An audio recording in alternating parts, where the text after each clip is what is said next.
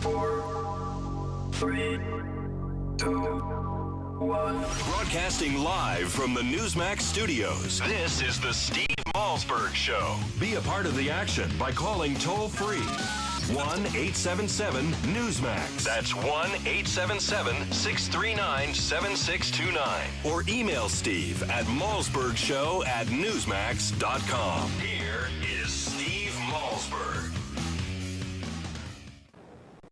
And welcome to the Steve Malzberg Show, ladies and gentlemen. It's Thursday, and we're starting the show with an issue that is of such utter importance, and we've talked about it before. We've talked about it with Negma Abedini before, and she rejoins us. She is the wife of Pastor Saeed Abedini, who is being held in an Iranian prison, and she is just fresh off her testimony today before the House Foreign Relations Committee in an effort to get her husband released and to try to get the president involved. And Negma, welcome back. Thank you. All right, tell us some of what you told the committee today. That unfortunately, when we had the chance, when we were sitting across from the Iranian government, we had the most leverage we have ever had, and we, as a precondition to negotiations on the nuclear, we could have easily asked for Saeed and the 2 other Americans released, and we missed that opportunity. And that has been a hard blow to our family. It has felt that the government has abandoned my husband and me and the kids, and that I had hoped that moving forward with this, that our government would put this in the center stage and would not marginalize it and discuss it in the margins, but that this would become an important issue to discuss while shaking hands with the government that holds my husband hostage. Well, absolutely, and let me bring you up to date on some breaking news that we have as we take to the air today, and that is that the very powerful House Democratic whip in the U.S. Congress, in the House of Representatives, Steny Hoyer, has withdrawn his support for a resolution. The House is going to vote on a resolution for additional sanctions against Iran, and also the resolution calling for unfettered access to inspect all the sites, all the scientists in Iran, and most importantly, perhaps, it called on Iran to release U.S. citizens, quote, held unjustly in Iran, end quote. Obviously, your husband involved in that line of the resolution. What's your take? What's your feelings now that Steny Hoyer, the one of the top, probably the number 2 top Democrat under Nancy Pelosi, has withdrawn his support at the request of the administration? I'm very disappointed that this issue should cross political barriers, and I would expect my government, including the Democrats, which also represent my government, they would not abandon their citizens at the time that at a crucial time. And it's heartbreaking. I know there's other issues that I'm not an expert to speak on, but it's heartbreaking that it's becoming a bipartisan. It's becoming a political issue that it doesn't. We are not seeing support from both.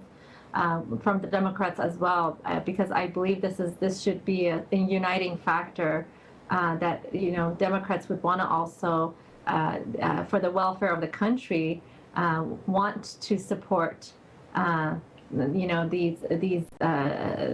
this resolution and sanctions and so on, and also the release of these American citizens held hostage by the Iranian government. We're talking to Negma Abedini. She is the wife of Pastor Saeed Abedini here on the Steve Malzberg Show. This is all about a blatant repression of freedom of religion, which we know exists in Iran. Your husband is in jail because of his religion and because he is a Christian, correct? Exactly, and he hasn't broken, according to Iran's own admission, he hasn't broken any law. So Iran's actually holding him illegally for 444 days. And, silence from our government is actually approval. And Dietrich Bonhoeffer said, silence in the face of evil, it's evil itself. So silence, knowing that an American citizen is being held simply because of his Christian faith. He has not broken any of the Iranian law. It's just not acceptable. And if we don't, I think as the American people, it's something we should be very passionate about, because we would expect our government to protect our fundamental rights when it's being infringed on by other individuals or countries. And this is just heartbreaking that it's not a priority to our government. Why do you think that is? Why do you think that is to a Christian president who, such a big deal was made about the fact that he spent all that time in Reverend Wright's church and he's a Christian and blah, blah, blah. I mean, even if he weren't, I'm Jewish and I feel as passionately, not as you because you're his wife, but I am just disgusted by this. Why do you think it is that the president and the State Department did not sit across from the Iranians and say, okay, we'll sign this, but you let our people, you let our 3 prisoners, or you let the pastor specifically go before we sign it? Why is it, do you think, that he shook hands with the Cuban president at the funeral the other day, when we have a prisoner who's been held there for 4 years without any help in getting him out? What's going on here, do you think? I spoke in front of a committee saying, I have no agenda. I'm a wife and a mother, and my agenda is not to bash any administration or any government, but I seriously do not get it. It does not make sense that we've allowed this. We've shaken hands with the government that's holding my husband hostage and 2 other Americans, and by us not being very vocal about human rights issues and this issue, we're sending a strong message, I believe, to Iran and the Middle East in terms of where we stand and issues that we do not care about. The world's watching. The world's watching and testing our government, our president, to see where we stand and how much we will protect our citizens. And we're sending a very dangerous message. I don't understand. I honestly do not understand why it would have been a simple ask as a precondition, and we missed that opportunity. Yep, you would have thought that. Nagma, let me ask you about your children.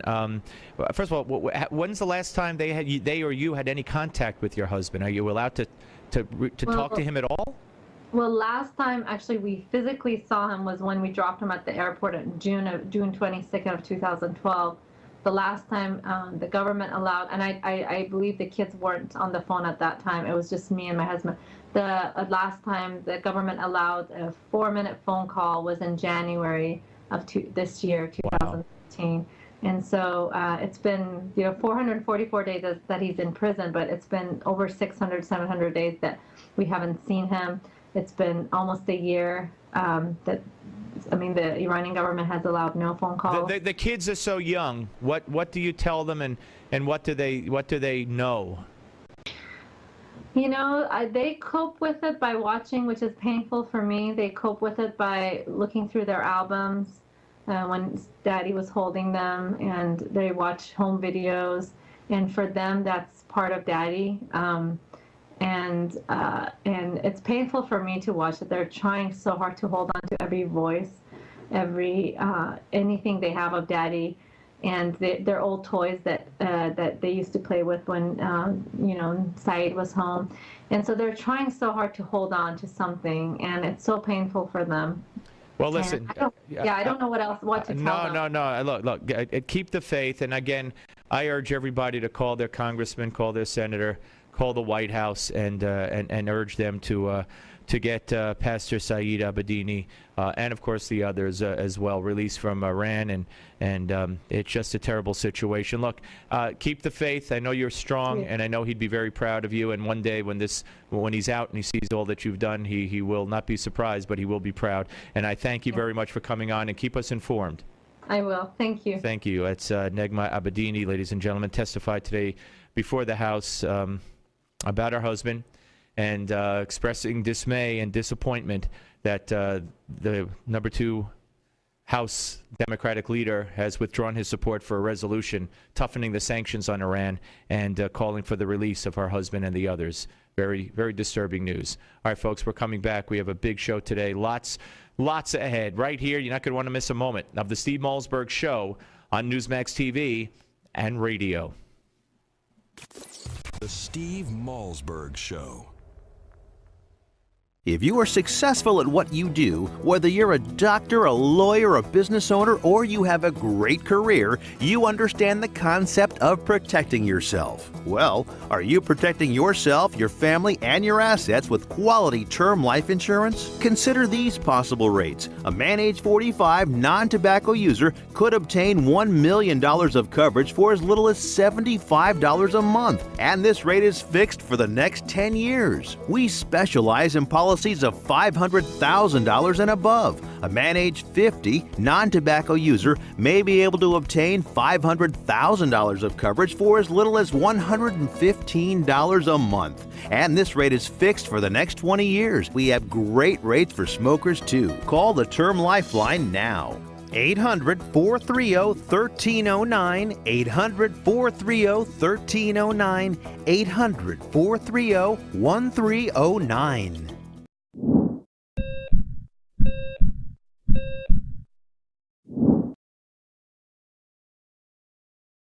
Heart disease is the biggest killer disease in America, and this doesn't surprise me. We are addicted to starches, sugars, fatty meats, and salt. People who live in countries with little heart disease eat very differently. One way some people stay heart healthy is by following what is known as the caveman or Stonehenge diet, so named because of its similarity to the way our prehistoric ancestors ate. People who follow this type of diet live off local fruits and root vegetables and get their protein mostly from fish and wild game they shoot themselves. Now, since most of us don't hunt or fish for all our protein, here are some simple tips on how you can start to eat like a caveman, modern day style. First, fill up on fruits and vegetables. Eat them first and you'll be less hungry. Feast on fish, which is rich in nutrients but not in calories. Choose fatty fish like mackerel, herring, sardines, and salmon, which are rich in heart-healthy omega-3 fatty acids. Get out and go for a walk. Remember, our ancestors were hunters and gatherers, so they didn't spend their time sitting in front of a TV or computer all day. If you live more like a caveman or a cave woman, your heart will love you for it. I'm Dr. Chauncey Crandall, and thank you for watching this Heart Health Minute. Remember, it's never too late to prevent or reverse heart disease. Right now, I invite you to discover your own risk for heart disease or even a heart attack by taking my quick, free online quiz at www.simplehearttest.com. According to the FBI Uniform Crime Report, there are over 5,000 robberies every day. Your home could be at risk of being burglarized. Don't put your loved ones and valuables in jeopardy. For just over $1 per day, your home can be protected from break-ins, fire, and more. Get the latest home security technology from Protect Your Home, your ADT authorized dealer. Over 6 million households sleep better at night with ADT monitored home security. What's more, Protect Your Home is offering you their latest equipment, an $850 value, absolutely free for qualified customers. Protect your loved ones and home today. Call now for licenses and to find out more. The call is free, 1-800-949-8201. That's 1-800-949-8201. Again, 1-800-949-8201. $99 installation charge, 36-month monitoring agreement at $36.99 per month. Payment by credit card or electronic bank account charge. For new homeowner customers with satisfactory credit history only. Local permit fees may be required. Certain restrictions apply. Cannot be combined with any other offer. 29.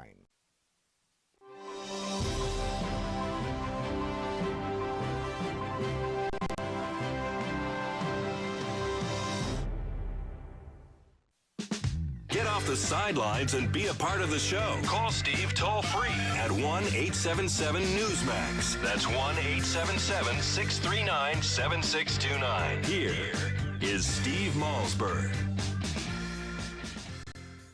Welcome back to the Steve Malzberg Show. Lots of controversy, of course, surrounding the budget deal, which the House will be voting on within the next couple of hours. The Senate probably next week at some point.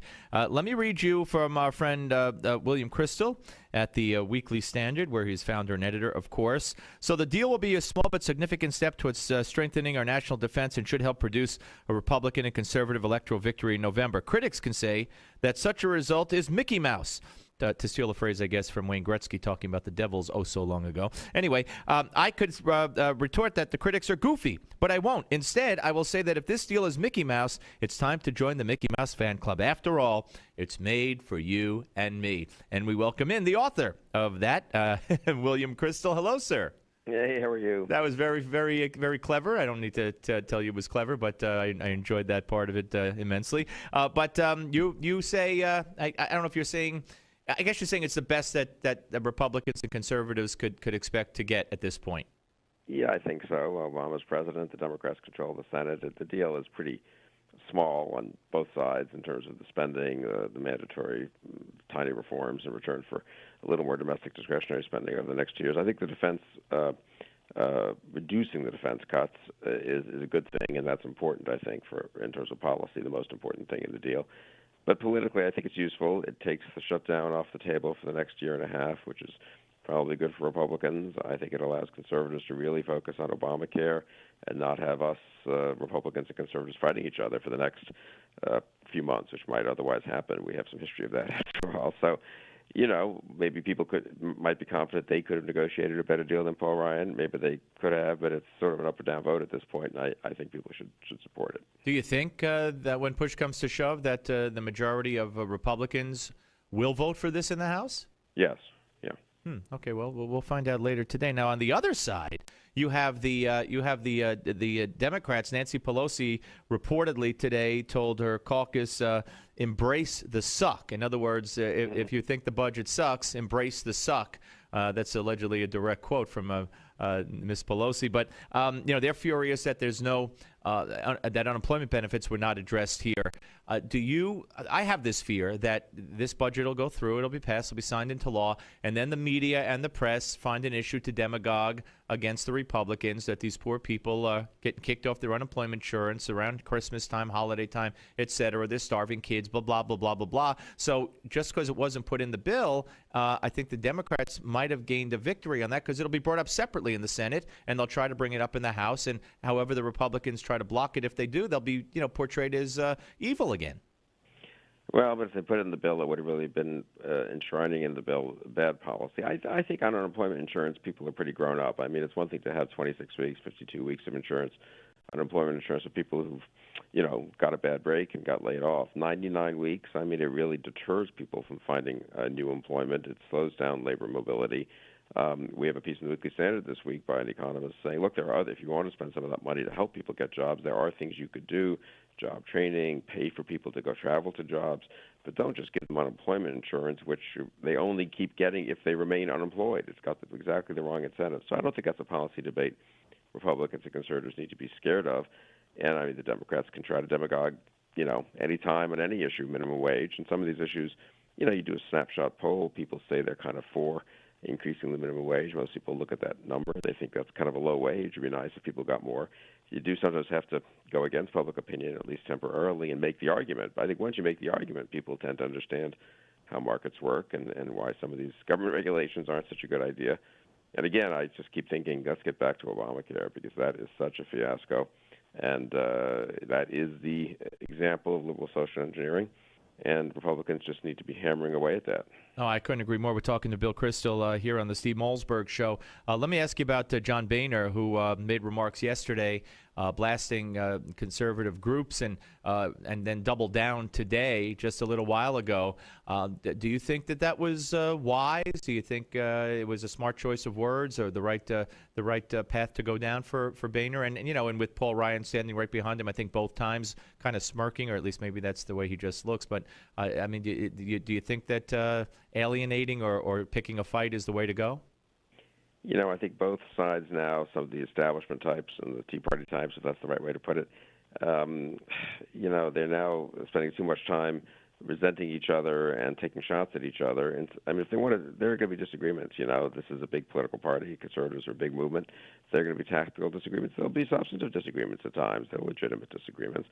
I don't think it's a good idea to attack other people's motives or to smirk or to, I don't think Paul Ryan was smirking maybe, but to the degree Boehner is being exasperated. It's a tough job he has as Speaker, but he wanted it, and he should just put up with people not always agreeing with him and move on. That's the guy. I don't think either. I think there's been too much on both sides. I think of sort of making it seem as if people you disagree with are just don't deserve to be part of Congress or don't deserve to be part of the movement or are selling out or have no principles. People can honestly come to different judgments on some of these issues, especially when it's a tactical issue like this one. So I think everyone should calm down and focus on the common enemies, Obamacare here at home, Iran abroad. One of the big developments of the last 24 hours, I know you've been following this, is the Democrats who some people had hoped were going to sign on to the sanctions and to some tough measures on Iran have been peeled off by the White House. Those negotiations apparently have collapsed for now. The Republican Party, and I think this is a sign to the credit of the Republican Party, is the party of skeptics, the party who's willing to be tough on Iran. And the Democrats who talk a good game, some of them in the Congress, Schumer, Menendez, Hoyer, and at the end they succumb to White House pressure. Right, and we just brought that issue up, specifically Hoyer backing out on that resolution with Abedini, the wife of the Pastor Abedini, who said she pleaded with the Democrats not to abandon her husband. Always great to talk to you, sir. Thank you very much. We'll speak to you again. Hey, great, Steve. Thank you. William Crystal, ladies and gentlemen. He, of course, the editor and founder of the Weekly Standard. Maybe the two sides could bring him in as a peacemaker.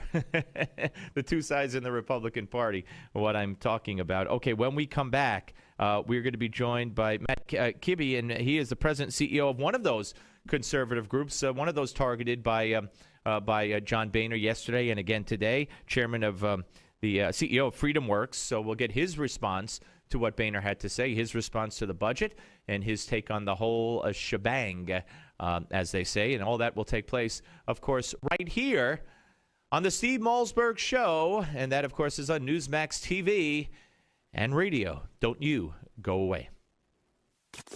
The Steve Malzberg Show.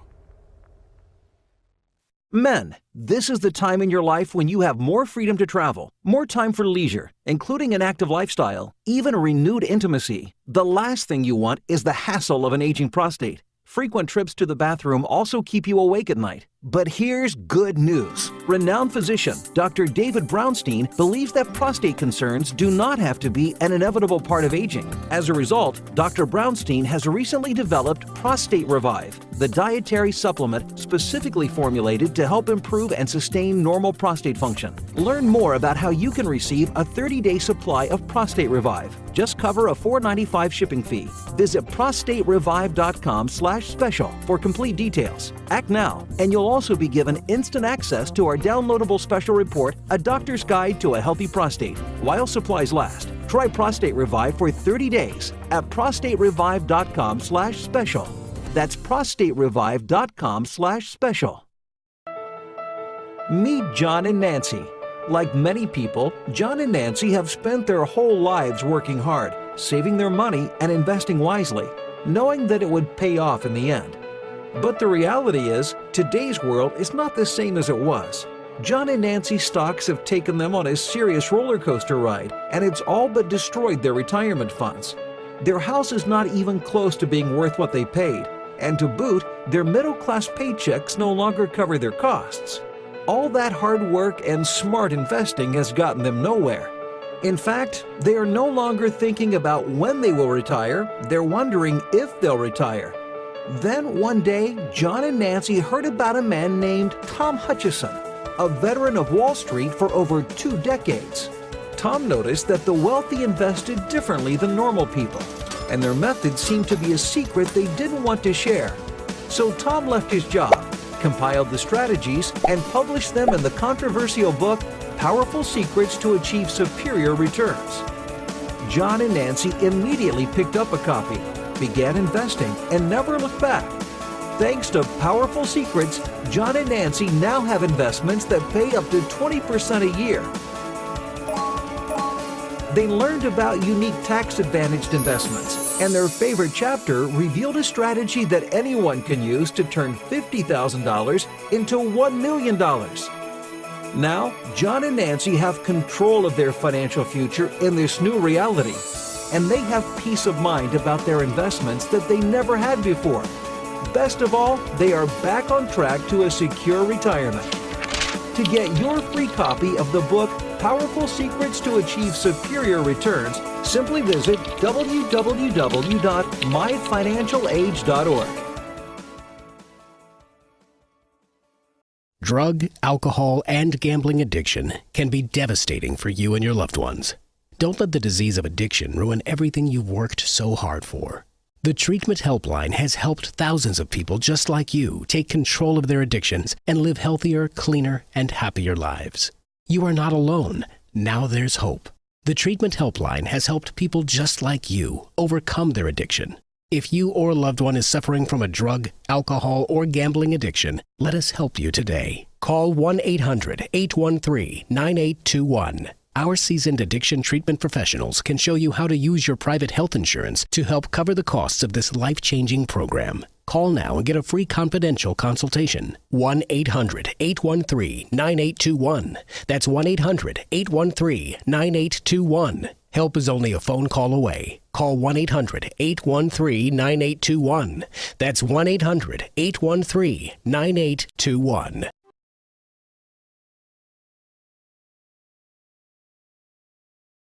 Payday loans ruining your life?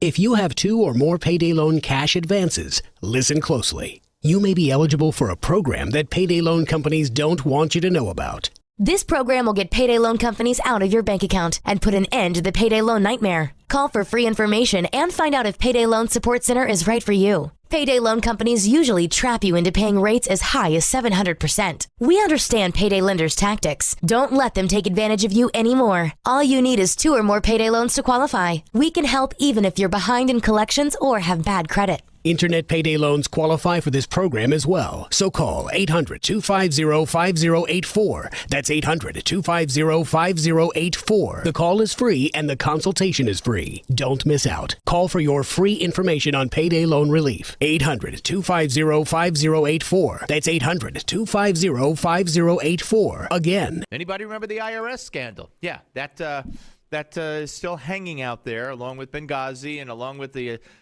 going after the Justice Department, going after the media. So that's not going away. Next hour, Judge Napolitano will join us. We'll also be joined by Kendall Coffey. Kendall Coffey. So we're going to have quite a legal hour in the next hour. I want to tell you something here that we're going to talk about at length at another time. But this is what's wrong. When people say, why are you attacking teachers' unions? You know, why are you going after the unions? Why? This story on FoxNews.com is so outrageous, but it's so typical. So typical. Now, not maybe to this extent. A teachers' union in Michigan is looking to get a $10,000 package, a severance package for a convicted child molester who... his case drew outrage earlier this year when his former school colleagues pleaded with the judge to sentence him lightly. So his fellow union members came to his defense, even though he's a convicted child molester, and now the union wants to get him a $10,000, what would you call that? It's not a golden parachute. What would you call that? No, I wouldn't call it silver or bronze either. But nonetheless, maybe it's a paper parachute. Maybe it's not going to work too well for 10 grand. But the point is, what? But you see, this is the kind of stuff they do.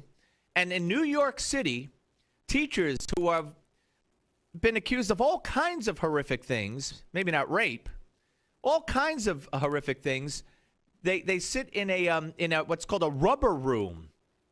They get paid. Because under union regulations and the agreements that they forged with the city of New York, the city can't fire these teachers, no matter how incompetent, no matter what the violation. So they put them in what they call a rubber room. They don't teach. They don't come into contact with kids. But nonetheless, there they are, getting paid because the union contract is such that they're prohibited. You can't fire them if you're on the other side of things. So this case is just the boy's father. Okay, let me just tell you here. This guy, Neil Erickson, 38, pleaded guilty in May to raping a young boy. By the way, why isn't this guy? Okay, raping a young boy over the course of 3 years and was sentenced to 15 to 30 years in prison. The prison term came over the pleas of Erickson's former teacher colleagues. He raped a boy for 3 years. And these lousy teachers wanted leniency for him. Why didn't they offer to take him to their house and stay with their kids? Okay. The judge saying he was appalled and ashamed that the community could rally around this guy, sentenced him to the prison term. And the parents of the kid are just furious. So the decision by the Education Association to seek severance pay is the latest example of teachers and the union once again rallying around this convicted child rapist. What is wrong with these people? Can anybody tell me what's wrong with these people? Because I have absolutely no idea. I have absolutely no idea. But it's this kind of thing. It's this kind of thing that really, really, gets my blood boiling. And you look at a union and a teachers union, and you say, what is wrong with you? I mean, this is in addition to everything they do, NSA and all that, with the influence they have, and NEA, not NSA. That's a whole nother story. But anyway, this is as despicable. I said I'd talk about it later. I guess I just did talk about it. It's as despicable and low and vulgar as it gets. How much lower could it get? How much lower could it get? Now, folks, I want to turn our attention to something that our president had said to us and John Kerry has said to us, okay? They both told us that Iran, one of the reasons they were against the acquisition of nuclear weapons, which was nonsense. I had experts on this show say there's never been a fatwa about that. And even if there was a fatwa, who cares? But they said to me, where's the fatwa? Where is it? When did he say it? Where did he write it? Where is it? Doesn't exist. Doesn't exist. But I want you to listen to this. Here's testimony from John Kerry before the House yesterday. And then there's going to be a slight pause for a second. Then you're going to hear Obama and Kerry from about a month ago talking about this imaginary fatwa. But keep that in mind while you listen to Kerry and what he says here. Okay, that if we don't get this agreement now, then the Ayatollah, then they're going to want to acquire nuclear weapons. But we had a fatwa. I thought against that. So it's inconsistent. It's a brilliant example of inconsistency here. Let's go to cut 29, Will. This is cut 29. And there are many people who believe that if the regime got into real extremists on the economy, what would happen is the Supreme Leader will say, well, I'm not surrendering. We're not ever going to surrender to the great Satan. Now we're going to go for the weapon because it's the only thing we can do. And we'll dig deeper and we'll go more secret and we'll take whatever it takes, but we're going to get it because that's all the United States of America understands. Now here comes Obama about the fatwa. I do believe that there is a basis for a resolution. Iran's supreme leader has issued a fatwa against the development of nuclear weapons. And the Supreme Leader has indicated there is a fatwa which forbids them to do this.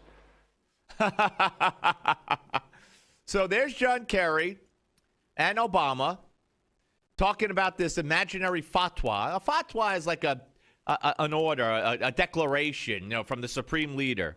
But if there's a fatwa against Iran getting a nuclear weapon, then why is Kerry yesterday sitting there saying, there are those who believe that if we allow Iran to continue, they'll get a nuclear weapon?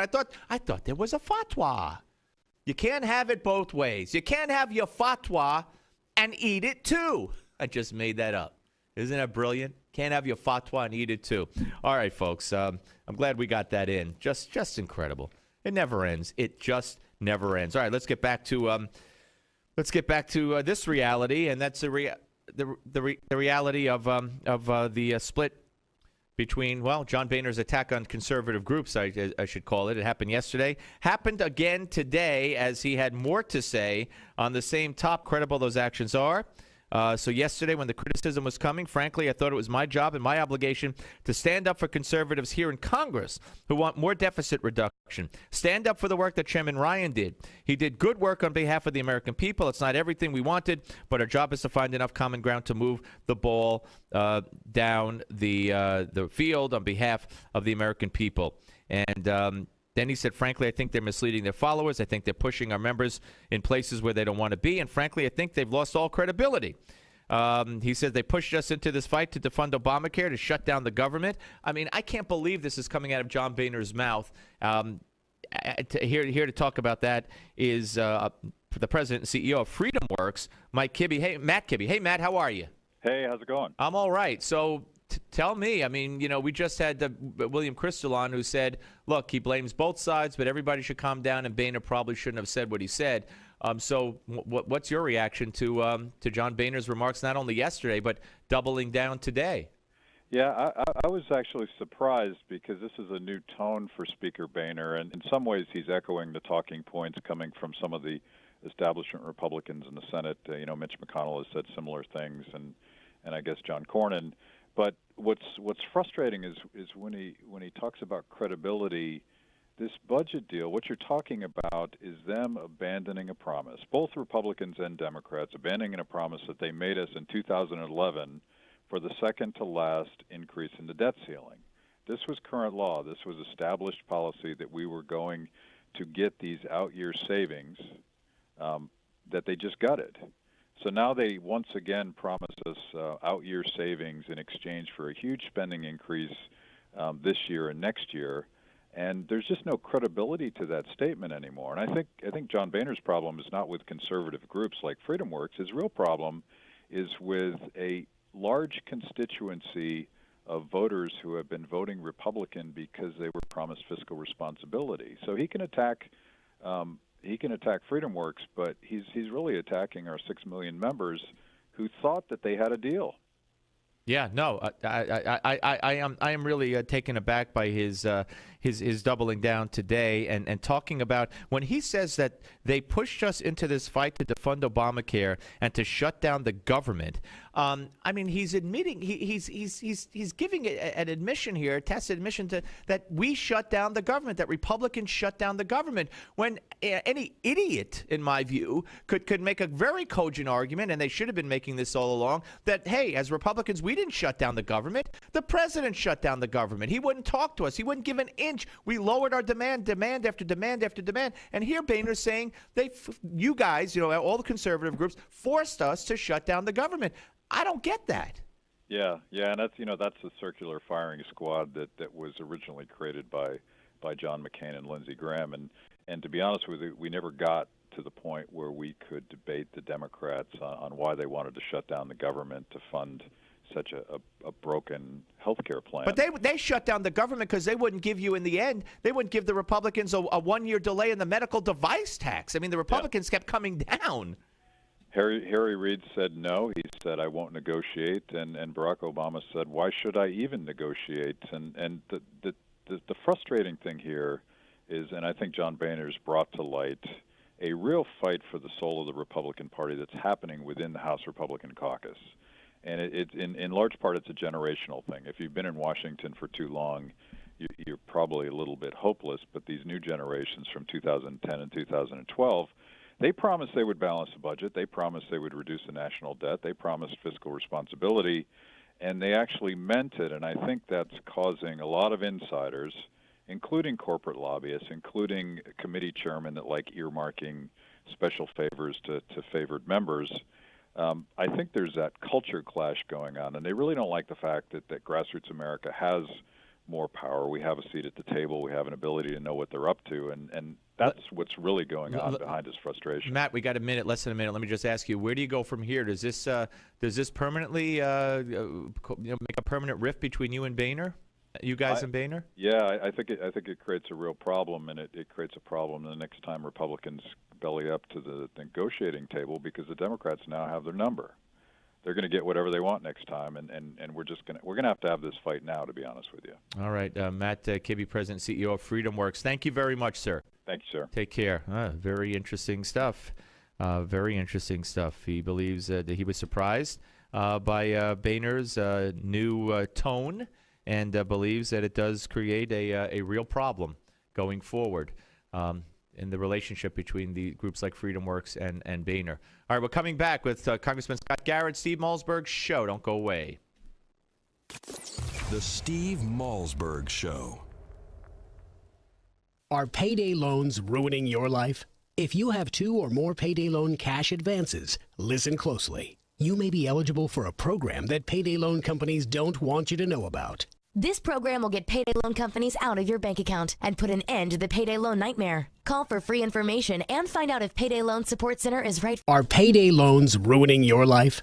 If you have 2 or more payday loan cash advances, listen closely. You may be eligible for a program that payday loan companies don't want you to know about. This program will get payday loan companies out of your bank account and put an end to the payday loan nightmare. Call for free information and find out if Payday Loan Support Center is right for you. Payday loan companies usually trap you into paying rates as high as 700%. We understand payday lenders' tactics. Don't let them take advantage of you anymore. All you need is 2 or more payday loans to qualify. We can help even if you're behind in collections or have bad credit. Internet payday loans qualify for this program as well. So call 800-250-5084. That's 800-250-5084. The call is free and the consultation is free. Don't miss out. Call for your free information on payday loan relief. 800-250-5084. That's 800-250-5084. Again, 800-250-5084.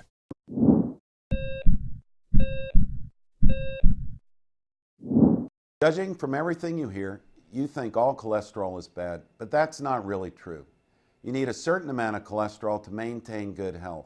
The problem is that too much cholesterol in your blood contributes to a plaque, a fatty substance that narrows the coronary arteries that feed blood flow to your heart.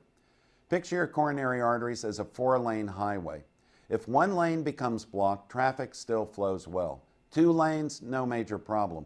But if a 3rd lane becomes blocked, that spells trouble. It's the same way with your coronary arteries. And when plaque slows their blood flow to your heart, this can even cause a heart attack. The good news is that when it comes to cholesterol, lifestyle changes can pay off big time. Even a small reduction in plaque can be like opening up another highway lane. Suddenly, blood flow that was stalled can go forward again. Changing your lifestyle does not have to be hard. And in fact, here are 3 ways to help you start lowering your cholesterol. Snack on nuts. Nuts are probably one of the easiest and tastiest ways to lower cholesterol. Walnuts and almonds are among the best. Bulk up your diet with fiber.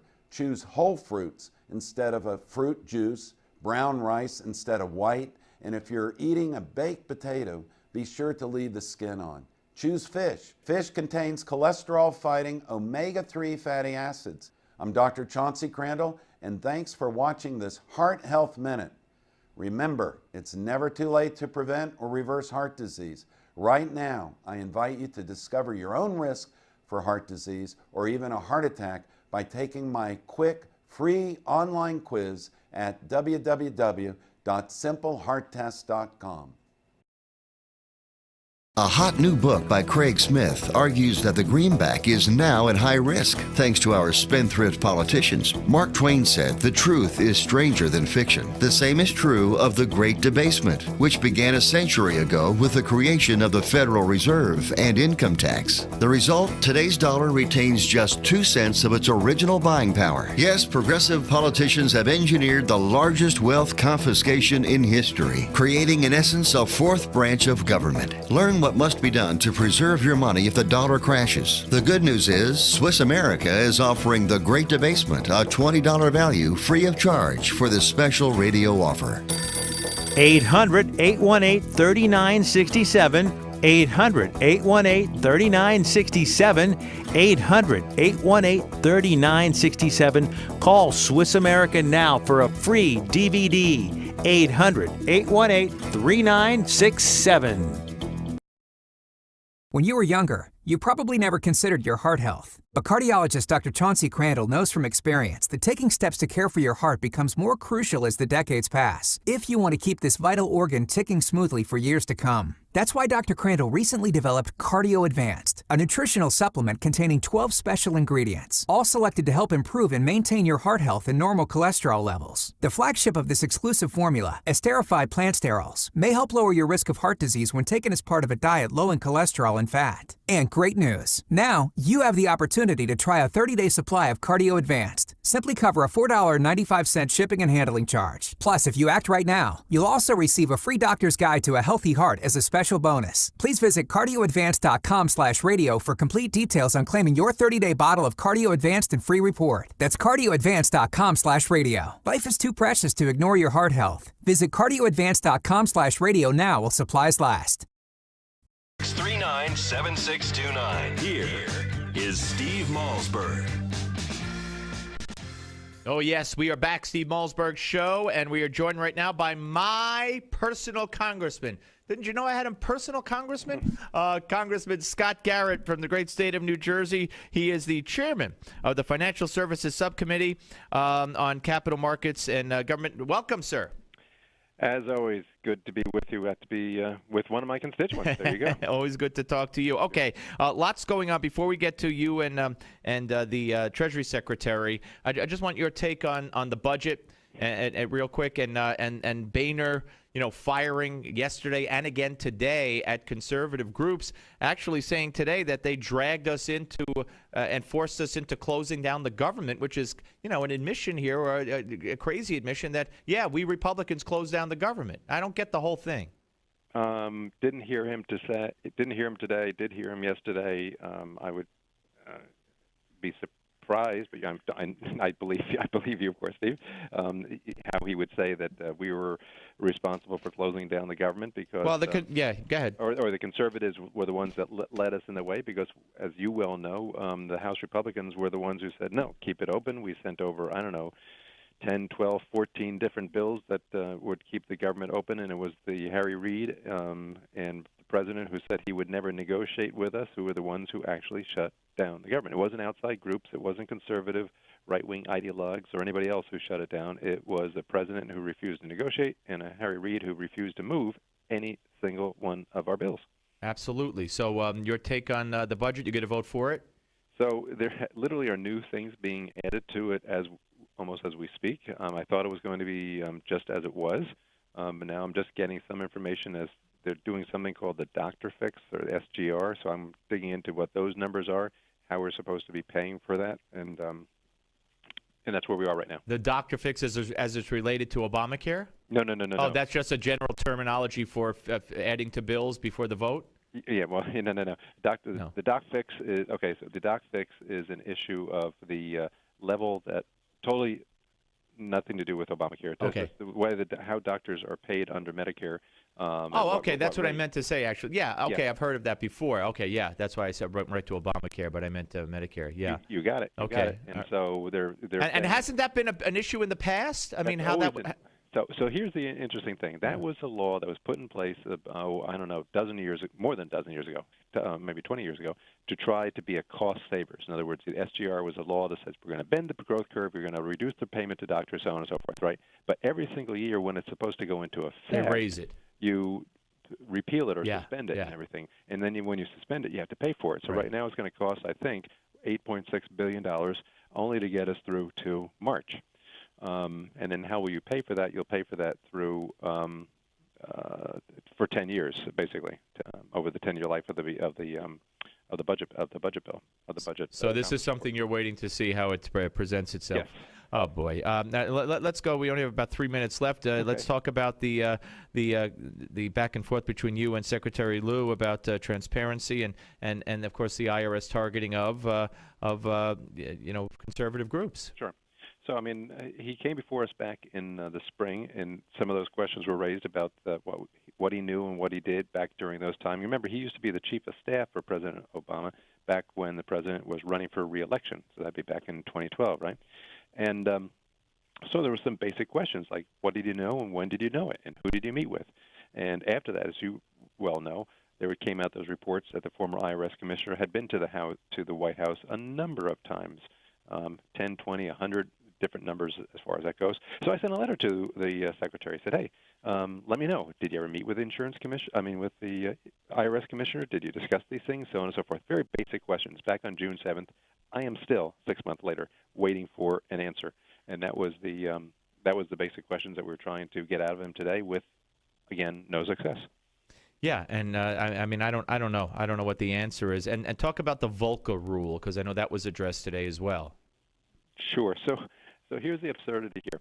So the Volcker rule is a part of Dodd-Frank, and it's a very complex rule. They've been working on it for 3 years. They just came out with the regulations now. No one knows how it's going to actually play out, who's going to enforce it, and how it's going to work. But one of the things they did was to say that a bank can't get engaged with, as they call it, gambling with depositors' money, and backstop, if you will, on corporate debt.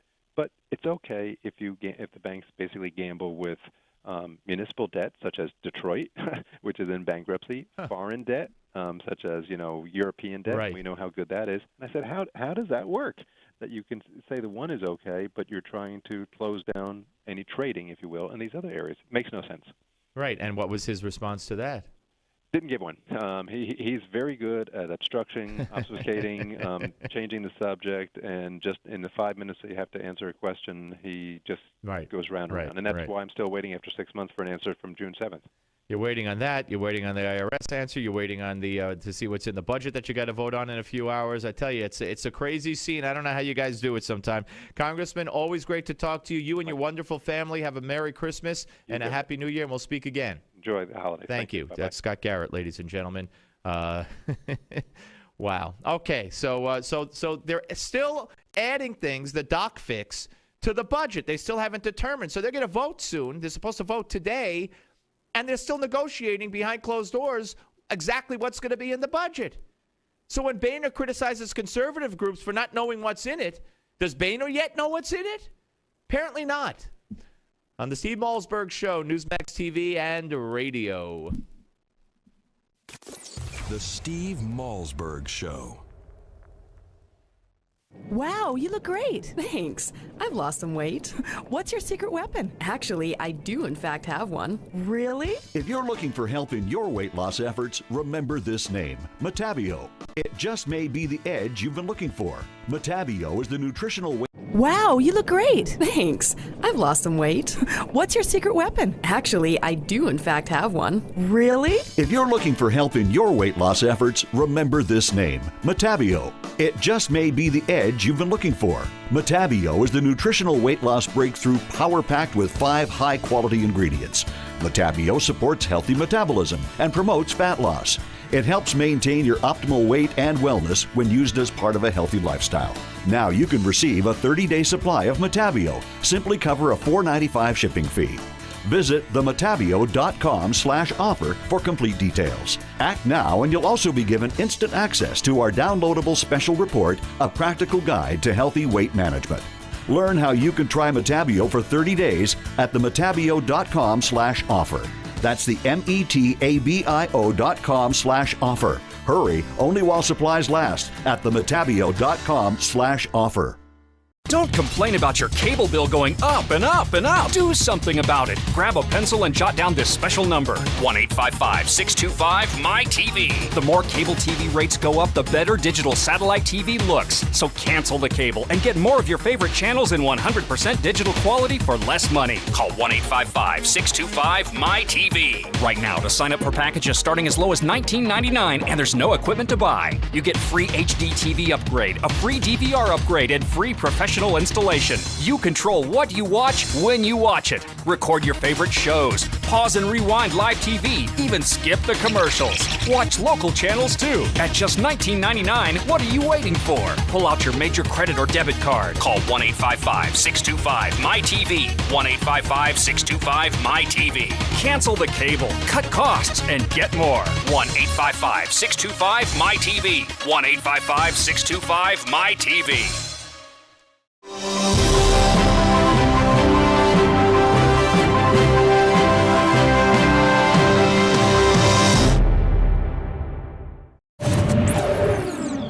Hello and welcome to your Newsmax Now update. I'm John Bachman. Today the House votes on a budget that would fund the government for another 2 years and avoid another government shutdown. It's the result of a rare bipartisan deal between Senate Democrat Patty Murray and Republican Congressman Paul Ryan.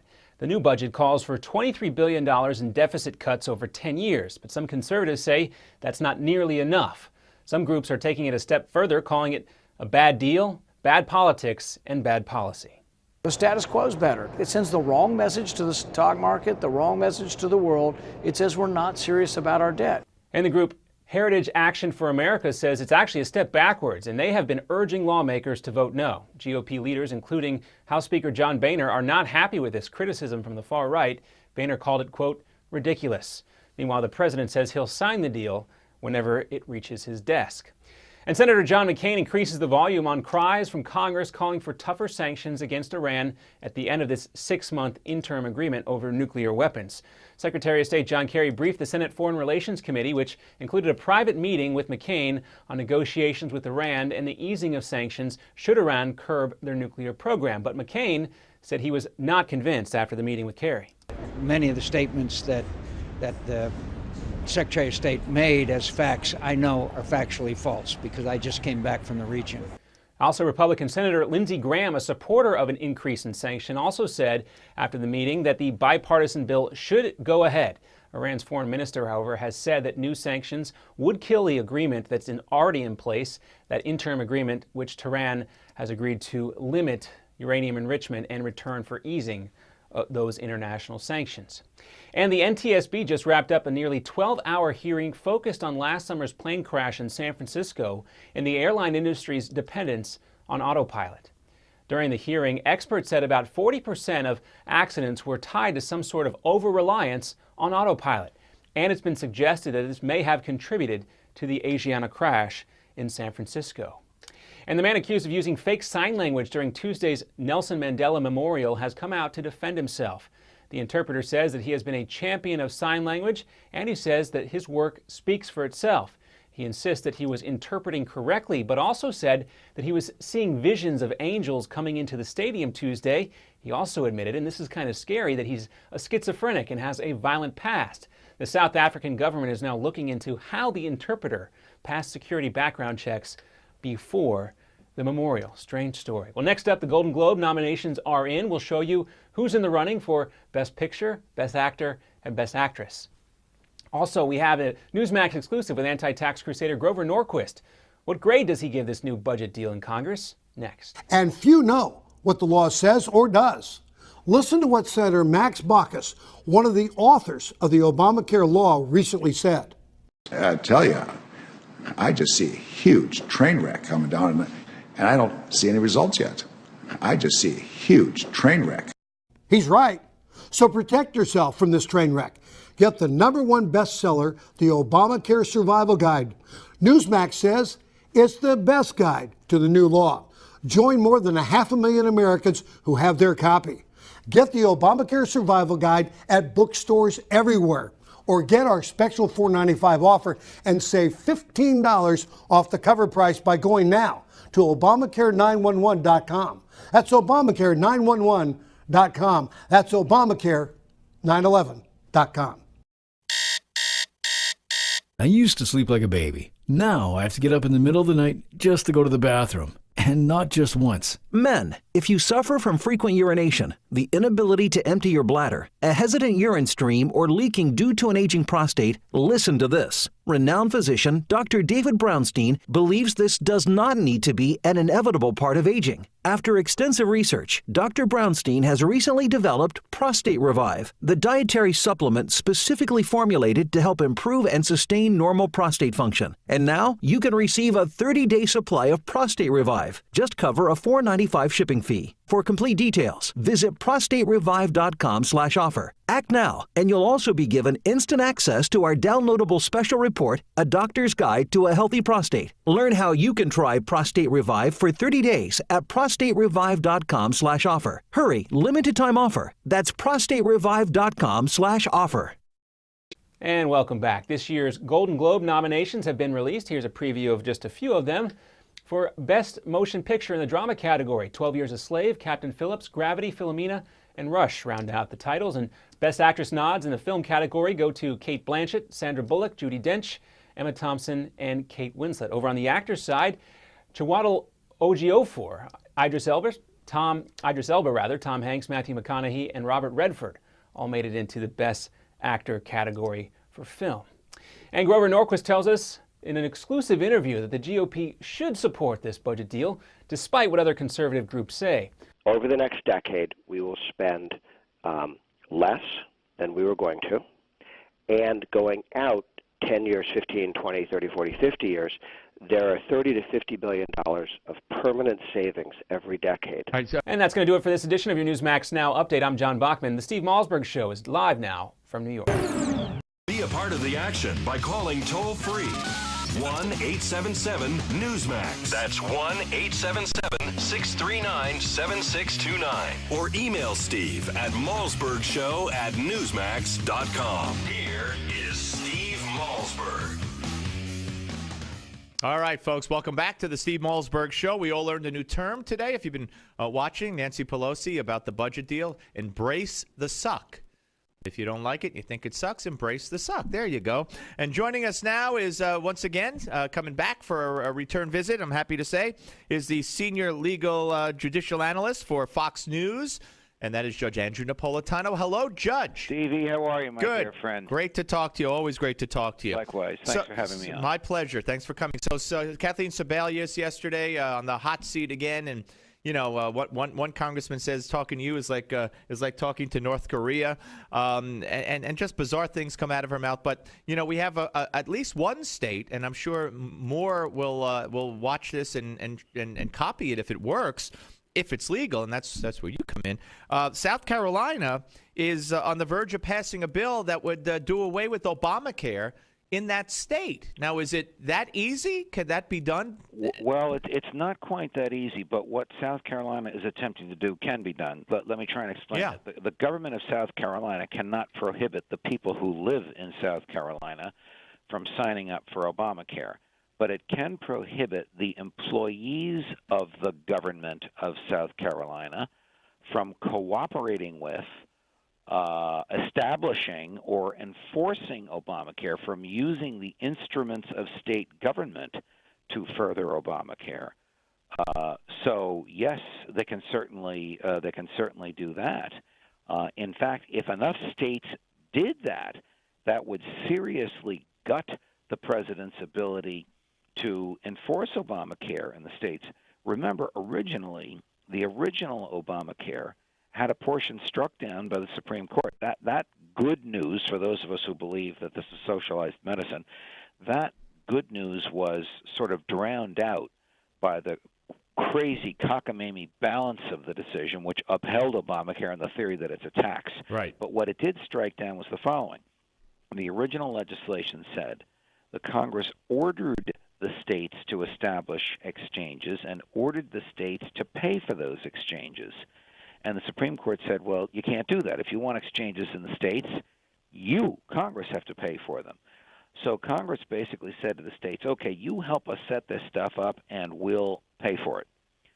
If the states refuse to help the federal government set it up, the federal government simply does not, believe it or not, have the resources to set it up.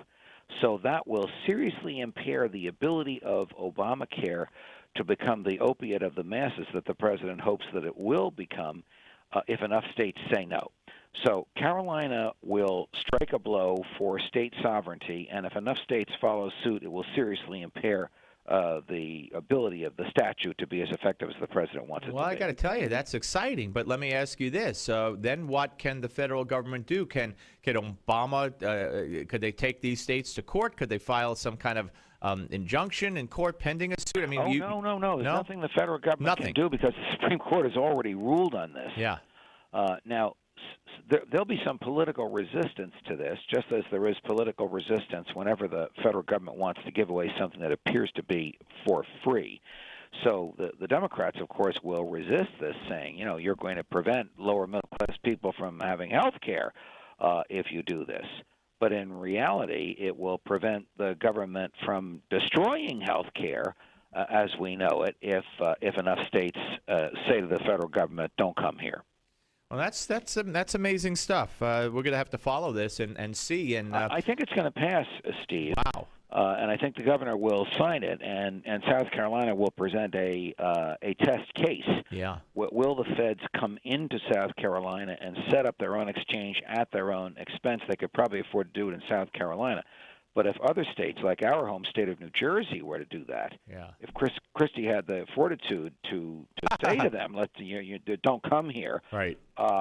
I don't think the feds could afford it. By the way, you mentioned Chris Christie, so before we get to I know you got to go in a minute or two, but there's this whole draft Andrew Napolitano for president thing going on. Are you aware? I know you're aware of that. You got to be. I am aware of it. They are very nice people, though I have never met them, and obviously I'm not doing anything with them. They say they have about 100,000 signatures, but I'm pretty happy with my day job. Okay, I hear you. All right, let's touch on this real quick, Judge, and that is it turns out, according to a piece in the Washington Post, that the agencies have collected data on American cell phone use in thousands of what they call tower dumps. This is really reprehensible, and I wrote about this in my column in today's Washington Times and also at foxnews.com and about 50 other venues. The local police are actually jealous of the NSA's lawlessness. And so they decided to go to local cell phone operators that own towers everywhere. Again, take New Jersey. They're all over the place. And said, can you just give us all the information that's been collected by a given cell phone on the tower? And they identify the tower. Now, that would mean a digital recording of all calls that pass through the tower. And some telecoms have said yes, and some have said no. And when the telecoms say no, then they go to judges. And some judges say yes, and some say no. And when enough judges say no, they went out and bought their own device. Costs about $400,000. It's the size of a suitcase. It mimics a cell phone tower. So if you drive in your car or walk with your cell phone on, in the range of this device, the cell phone call is drawn to the device and recorded by it and stored. Do you know what that's called? That's spying. Hacking. Yeah. That's hacking. called hacking. That's a federal crime, and the local police are doing it in about 5 or 6 major cities. And guess who's paying for the $400,000 piece of equipment? Guess where they're getting the money from? The taxpayer. Federal stimulus funds. Oh boy. Which are supposed to stimulate the economy, not the government. Not that. Judge, we have to just assume that everything we do on the internet, everything we say on our cell phone, and if you're not careful, everything you're doing in your living room, if you got a camera on your TV or if you're on your laptop or whatever, that you have no privacy anymore. Yes, we do have to assume that unless and until enough members of Congress gut the budget of the NSA and enough local governments stop their police from acting like Gestapo. Crazy. Hey, I know you got to go. Thank you, sir. Great to talk to you. Have a Merry Christmas. Happy New Year, sir. Always a pleasure. Same to you. Take care, Judge. That's Judge Andrew Napolitano, Senior Judicial Analyst for the Fox News Channel and syndicated columnist as well, as you heard him allude to, and best-selling author. But very interesting. Look, I'm all for the police. I am a former New York City NYPD PBA Man of the Year, baby. That's right. I think that's going back to 2004 or 2005. Nonetheless, and I'm all for going after terrorists, but there's no excuse for this stuff. There's no excuse for the government to be listening to or tracking my phone calls or your phone calls. It's just out of hand. First, we were told it was just if they had reason to suspect or whatever. And didn't Obama? Well, this should have been the dead giveaway. How many times did Obama say, no one's listening on your calls? Yeah, okay. So now, once we heard that, we knew it was you could keep your doctor, you could keep your insurance, no one's listening on your calls. We're getting a theme here. So it's very frightening. It really is. Not that you have anything to hide, but you have things to hide. Your own personal existence. You don't do things standing in front of an open window. You don't say things on the telephone by shouting them out that open window. Well, guess what? Now you have to work under the assumption that your phone calls are being tapped, and you don't even realize this.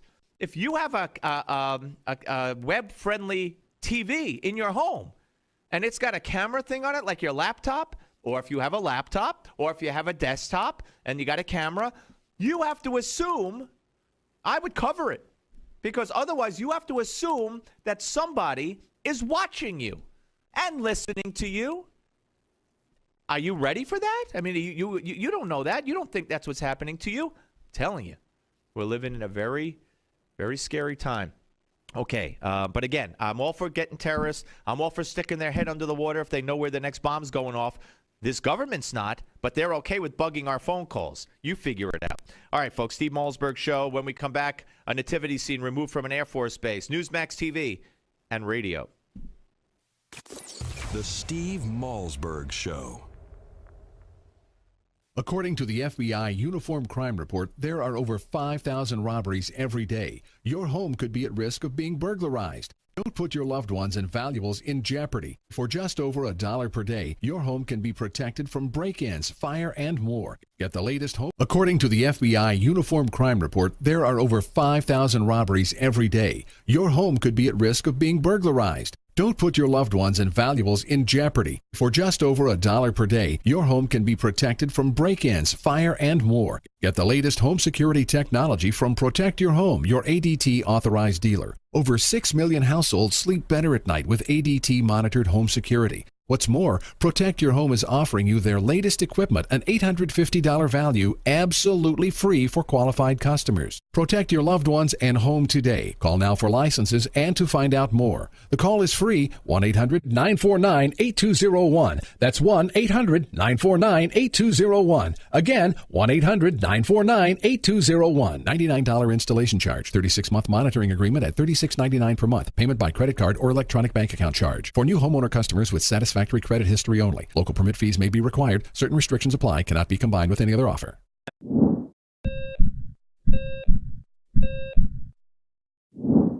We're in the midst of an obesity epidemic, and I'm not surprised. The statistics on obesity mirror an increasing trend of eating out or ordering in. In fact, some people dine out every night, but eating in restaurants is one of the biggest enemies of your heart.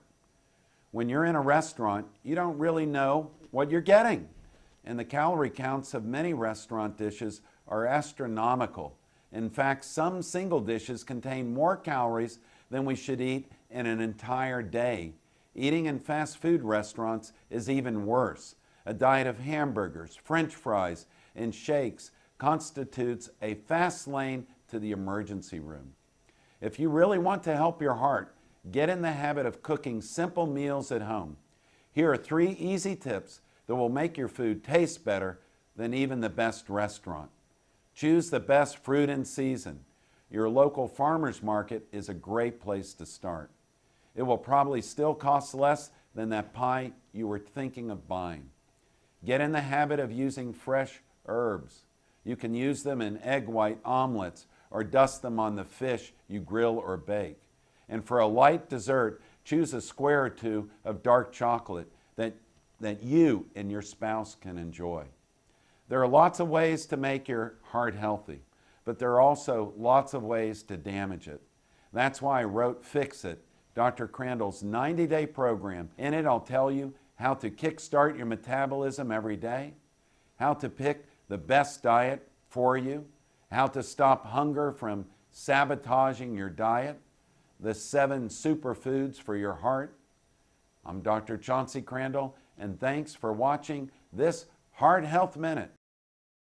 If you are successful at what you do, whether you're a doctor, a lawyer, a business owner, or you have a great career, you understand the concept of protecting yourself. Well, are you protecting yourself, your family, and your assets with quality term life insurance? Consider these possible rates. A man age 45 non-tobacco user could obtain $1 million of coverage for as little as $75 a month, and this rate is fixed for the next 10 years. We specialize in policies of $500,000 and above. A man age 50 non-tobacco user may be able to obtain $500,000 of coverage for as little as $115 a month. And this rate is fixed for the next 20 years. We have great rates for smokers too. Call the Term Lifeline now. 800-430-1309, 800-430-1309, 800-430-1309. All right, folks, we are back. You may be aware that most recently a nativity scene was booted off of an Air Force base. This is, in my view, very troubling situation. Attacks on freedom of religion, attacks on holiday Christmas displays around Christmas time are becoming all too common. Joining us now is the Senior Research Director at the group that was instrumental in getting this nativity scene removed. As a matter of fact, a report out today says that Mickey Weinstein, the president of the group, immediately upon learning of this nativity scene, telephoned the Pentagon, and exactly 2 hours and 15 minutes later, the baby wrapped in swaddling clothes had been hauled away. So I don't know what the influence that this Military Religious Freedom Foundation has at the Pentagon, but apparently it's quite a lot. So we welcome in, as I mentioned, Chris Rhoda. Hello, Chris. Hey, how you doing? Good, good. So what's your objection to a nativity scene of the baby Jesus on a military base during Christmas time? Well, it's actually not an objection everywhere on a military base. The problem is always the location. Absolutely no problem with putting nativity scenes outside chapels, in appropriate places that are places where religious stuff should be found, okay? The problem is when they're put up in areas that are like common public areas. And even like just a few days ago, we had someone contact us from Malzberg Air Force Base saying, "Oh, there's a nativity scene by the chapel," and we emailed them back, "No problem," because that's all we've ever asked is that they do these religious displays in the vicinity of the chapel. And it's not that they can't have them. The problem is where they're putting them. Well, what's the problem with where they're putting them? Why do they have to be in proximity to the chapel? Well, I mean, things that people don't consider. Consider parents of non-Christian parents, okay, of non-Christian children. We had somebody comment on something about just who was at that base, that all they wanted to do was take their kid for a walk in that park, and they're bombarded with questions from the kid. Well, everybody else celebrates Christmas. Why don't we celebrate Christmas? You're kidding me, right? You're kidding me, right? I'm absolutely all right, not so when they kidding. walk by, and so those same parents, when they go anywhere and see a Christmas tree, are going to have the same questions from the same kids, no?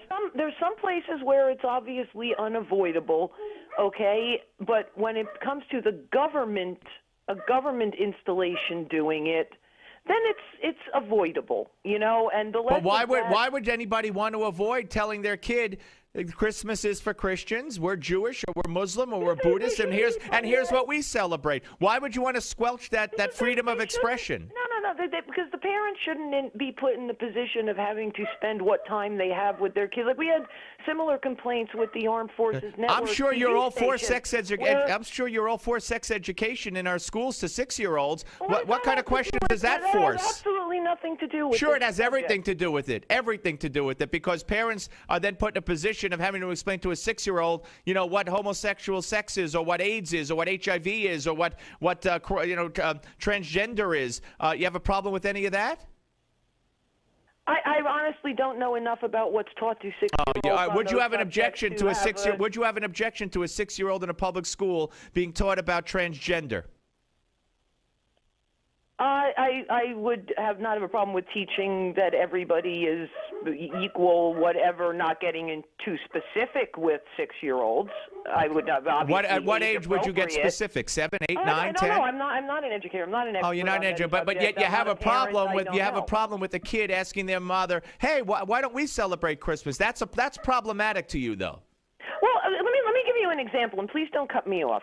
We had a case. We had a one time. It wasn't this year. It was another year where a grandfather who was the grandfather of 2 young twin kids at an Army base. Okay, and he was helping the family watch the kids because one of the parents was deployed. The kids attend a public school on the Army base. The kids were crying, upset, because they were going to be having this Christmas party at their public school that was promoted through the public school, and the kids didn't know why they couldn't attend this Christmas party. And yet they had a little disclaimer at the bottom of the flyers: this is not officially endorsed by the command. Does that make a difference to an 8 or 9-year-old kid? No. The grandfather who's got kids there, who's got a parent deployed, having to deal with that. And he went to a. I don't understand, meeting. but you say don't interrupt. I don't understand what deal with what. In other words, they weren't celebrating Christmas. Deal with upset kids. Well, wait. But why couldn't they go to the party? Wait. Explain to me. Why couldn't they go to the party? Because they are not being raised as Christians, and it was a religious Christmas. Really? A religious Christmas party? What were they going to do there? What were they going to do there? They were going to sing Christmas songs that were religious songs. They were going to, whatever they would like do. What? I mean, like what? Whatever. I've been to a million Christmas parties. I'm Jewish. I don't know specifically, obviously. Yeah, obviously exactly I doubt that there would be anything of a religious nature. Oh, you don't. You doubt that, hey? Well, you know what? Let me ask you, are you an atheist? Am I? Yes, because, you've written a book called Liars for Jesus, right? And the foreword to that book is written by a Christian minister. I don't care. That doesn't mean anything to me. Like, I could say a rabbi wrote my book, and there are left-wing rabbis that are so far off the left cliff. It doesn't mean that just because they're a rabbi, there are nuns for that want to be priests. I mean, are you an atheist? I don't answer that question. Oh, you don't answer that question. So you pretend to fight for religious freedom, but you're really an atheist, aren't you? No. I did not say I was. Then why won't you say? Because it's not. Why shouldn't we know where your group is coming from here? Because people's religious beliefs are nobody else's business. Oh, okay. And you go on. Let me just tell you, Murph, the Murph staff and volunteers are predominantly Christian. Okay. Okay. Right. That doesn't matter to me either, because you got to know. We have 2 ordained Christian ministers on. So are you pretending to defend? We have 3. We have a chaplain who. So what do you say to people who say you're pretending to defend the law when you really disdain Christianity? No, it's not. It's got nothing to do with disdaining Christianity. Do you disdain Christianity? Do I know? No. Do you like it? I disdain any religion being forced upon people. But do you know that? Chris, I'm out of time. I am out of time. I have a point to make here. Let her talk until the break. Go ahead. Please let me make this point. Of the 41 airmen who complained about the nativity thing at Shaw, 39 were Christians, both Protestant and Roman Catholic. So this is not an anti-Christian. All right, numbers don't mean anything to me. Chris Rodas from Military Religious Freedom. Thank you. The Steve Malzberg Show. Drug, alcohol, and gambling addiction can be devastating for you and your loved ones. Don't let the disease of addiction ruin everything you've worked so hard for. The Treatment Helpline has helped thousands of people just like you take control of their addictions and live healthy. Drug, alcohol, and gambling addiction can be devastating for you and your loved ones. Don't let the disease of addiction ruin everything you've worked so hard for. The Treatment Helpline has helped thousands of people just like you take control of their addictions and live healthier, cleaner, and happier lives. You are not alone. Now there's hope. The Treatment Helpline has helped people just like you overcome their addiction.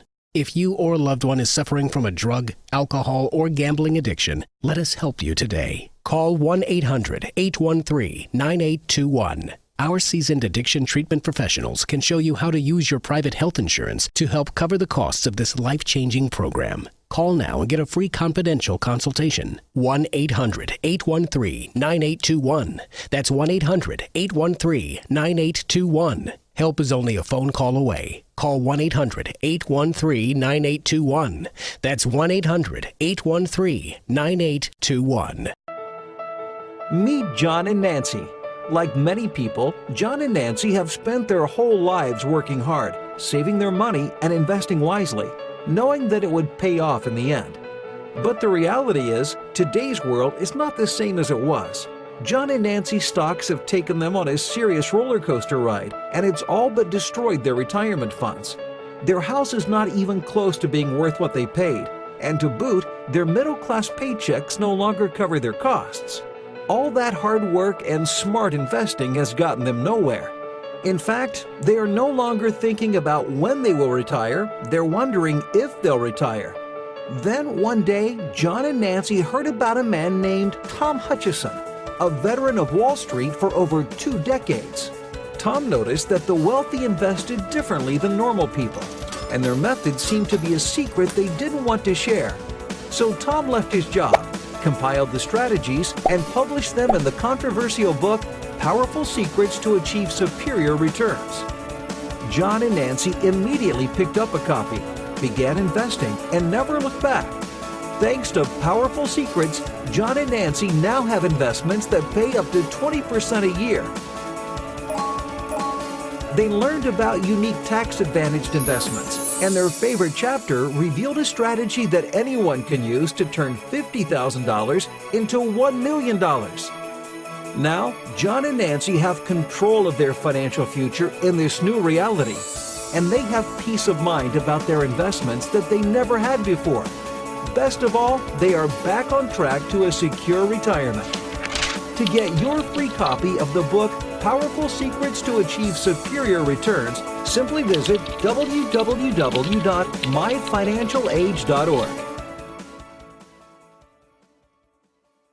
Men, this is the time in your life when you have more freedom to travel, more time for leisure, including an active lifestyle, even a renewed intimacy. The last thing you want is the hassle of an aging prostate. Frequent trips to the bathroom also keep you awake at night. But here's good news. Renowned physician Dr. David Brownstein believes that prostate concerns do not have to be an inevitable part of aging. As a result, Dr. Brownstein has recently developed Prostate Revive, the dietary supplement specifically formulated to help improve and sustain normal prostate function. Learn more about how you can receive a 30-day supply of Prostate Revive. Just cover a $4.95 shipping fee. Visit prostaterevive.com/special for complete details. Act now, and you'll also be given instant access to our downloadable special report, A Doctor's Guide to a Healthy Prostate, while supplies last. Try Prostate Revive for 30 days at prostaterevive.com/special.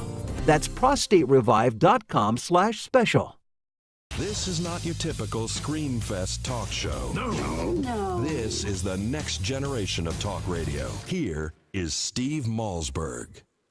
All right, ladies and gentlemen, welcome back to the Steve Malzberg Show. And we'll tell you, as so often happens when you do live TV and radio, Kendall Coffey, who's gracious enough on most every week to be with us at this time, unfortunately got stuck in court, which is what sometimes happens to attorneys. We all get stuck somewhere. Some of us get stuck in places you may not want to talk about. But anyway, so I don't think Kendall's going to make it to today's session. So we will reconvene our Spinning the Law segment next week. But I do have some stories here that I would like to weigh in on, if I may be so bold as to do so. And I was going to ask him about this Zimmerman case, where Florida prosecutors say they will not file domestic violence charges against George Zimmerman after he was arrested with his girlfriend last month. Remember that incident last month where she claimed in November that she made a 911 call, then he made a 911 call right afterward? She said, she was talking to him as they were going along. Get that effing gun out of my face, and why you got your freaking gun in my face, and stop breaking my table, and blah, blah, blah. And then he made a 911 call after that, after she left the house, and said, look, I just want to say I didn't do this. I didn't do what she said. And lo and behold, she wants the charges dropped.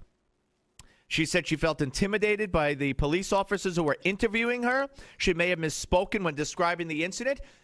There were no police officers interviewing her when she made these claims on the 911 tape. Maybe after the fact she was interviewed by police officers.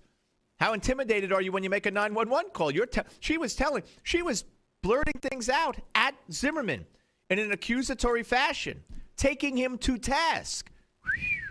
They like when I say that. Taking him to task for, pointing the gun at her, breaking the table, throwing her things around. And now she says she was intimidated by the cops? She says, I'm not afraid of George in any manner. I want to be with him. I don't want to be charged. I don't want him to be charged. Well, I got to tell you something, and I said this yesterday. I say charge her. This happened with his ex-wife. She made a 911 call. She said, and I'm paraphrasing from what I remember, he pointed a gun at me. He pointed the gun at me. He's beat up my father.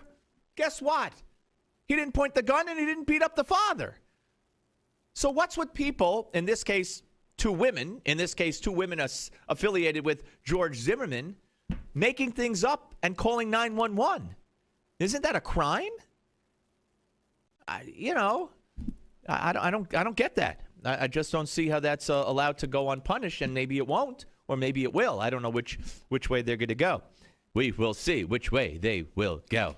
You know what? Before I forget, because I've been meaning to talk about this, and I now have an opportunity to do it here for a second. I love my son's hockey coaches. I love all his coaches. My son's hockey coaches are the best. They are the best, and they won their street hockey championship last year. Woohoo! And so they're defending champs. They played their first game Saturday. They lost 3-2, and then there was another game where, and this doesn't have to be just related to my son, but it did happen, so I'll put it out there. The next game was against a team that's pretty bad. Okay, pretty bad. We were winning by a score of, the score was about, I would say 7-0 in the second period. 7-0 in the second period, or in the third period, or 8-0 in the third, whatever. They had this little girl as a goalie. Girls could play. They got a girl goalie. And so my coaches told my son's team, back off. Back off. Don't try. Don't score. Don't shoot hard at her. Don't score. Now, at this point, my son had 4 goals himself, okay? And it was, and the score was like 9, I think 9 or 10. And I got to tell you something. I got ticked off. And I shouted. I could see they were told to stand back, and I shouted to my son. I said, "What's the matter? You guys, you can't play anymore?" And my son's mom was like, "Shut up." I said, "What's the matter? They won't let you shoot?" I said, "Maybe you should put the puck in their net, in your own net for them." Just shut up. Stop it. And the referee says to me, "Yeah, they told him to back off." And I said, "That's baloney. That's baloney." He said, "It's called sportsmanship." And I said, "Yeah, so you know what? Learning to lose develops sportsmanship." I don't want to seem greedy or ungrateful, but I got to tell you, my son's team that he's on now, a few years ago, they lost every game they played. And they lost games worse than 7-0 or 8-0. Okay? Now, there's already what they call a mercy rule. If you play baseball on the pre-high school level, there's a mercy rule. If you're up by 8 runs after 5 or 10, whatever, to 10 runs after 5, then they call the game, okay? And it doesn't go to 6 or 7 innings. It's called mercy. So you mercy a team, the game is shortened to prevent further embarrassment or whatever. And in the hockey game, if you have 5-goal lead, 6-goal lead, 5, the clock keeps running. It doesn't stop for goals. It doesn't stop for penalties. It keeps running to make the game go along faster. But here's the deal. Now, you tell me if I'm right or I'm wrong. You could weigh in on this or anything else. We're going to take some calls. 877-NEWSMAX, 877-639-7629. I don't want to seem like a spoiled father here or whatever. And my son disagrees with me. I'll say that for him. So he's probably a better person. I know he's a better person than me. But you know what? There are scoring titles at the end of the year. There are, when it comes down to the standings, goals scored matter. So when you tell a team, back off, don't score anymore, that's great for you could go around saying, "Oh, we're great sportsmen. We had pity on this team." Well, you know what? The team is like any team. They went to a draft, they picked their players, some didn't show up. That's not our problem, or it happens to every team. I just don't see backing off. Now, my son then, in my mind, and this is what angered me, let's say he loses the scoring title. I don't even know if he could win it, but let's say he loses the scoring title by 2 goals down the road when the season's over. I think he could have scored 4 more goals. Now, you say that's piling on, that's outrageous. That's sports. This isn't T-ball anymore. Not T-ball. It's the senior year before they get to the high school level in this sport. So at what point do you start saying, "Hey, they're better, the other team isn't as good, they're going to get crushed"? What do you got? I just don't get it. I don't know what we've become. I really don't. So if my son loses the scoring, he might lose it by 20 goals, and it wouldn't matter. But if he loses it by a handful of goals, now we're going to play this team again. Now, I'll say this. A kid played this team on another team, a third team, played the bad team prior to my son's team playing it, and they let one kid scored 6 goals against this goalie before. I don't know if they made him back off or not. So I just think you put 2 teams on at this age already. You know, they're teenagers. They're 14, some of them. Some of them are younger. You got to learn to lose. You got to learn to deal with adversity. You know, you can't. No one's going to be there to tell when you're getting beaten up, not literally, but figuratively in life. No one's going to say, "Oh, stop it! Don't do that to him. Don't do that to her. Give them a break. Stop it." No, you're going to have to learn to deal with bad situations. And you know, if people are going to step in an athletic event because things aren't going the way of the other team and prevent them from being embarrassed or get hurt or lose self-esteem or whatever the excuse is, I think you're doing a disservice, not a service. That's just my opinion. Now, if my kid was on the other end, would I feel differently? I don't know. Maybe I would, but I don't think so. They've gotten their butts kicked in games before, and that's life. Not on this particular team, not recently, but early on, like I said, when they didn't win a game. But anyway, so that you want to weigh in on that or whatever. All right, I don't know who we got, so tell me who we got. Talk in my little ear, and give me the first caller. All right, let's go to, what's his name? Dr. B in the great city of Miami, listening to us on 850, Big Talk 850. Absolutely howling. When you take on a left-wing guy live on the air, it's so obvious. It's so obvious. You've got 25, 30 new converts. I texted people immediately to have them tune in. While you were doing that the other day live on the air, was on TV also with the left-wing. I forget what the gentleman's name was, but you got a lot of fans down here. Well, I appreciate that. Well, it's always, just so you know, it's always on Newsmax TV, Newsmax.com, NewsmaxTV.com. You got an iPhone, you could download the free app, the Newsmax TV app, so you should watch it if you could. Yeah, we lose you at 5 because Rich Stevens comes on down here, and while I like Rich, I'm bummed. All right, well, I love Rich, and you know, if you lose me, then you could always watch me. So, and there's archives, exactly. archives at Newsmax.com too. And the part of my call was the part of what's going on here in this country is the loss of individual rights and freedoms that are guaranteed to us by the Constitution, and those are not to be outweighed by the overall good of the whole country. And you mentioned something the other day about your child getting vaccinated.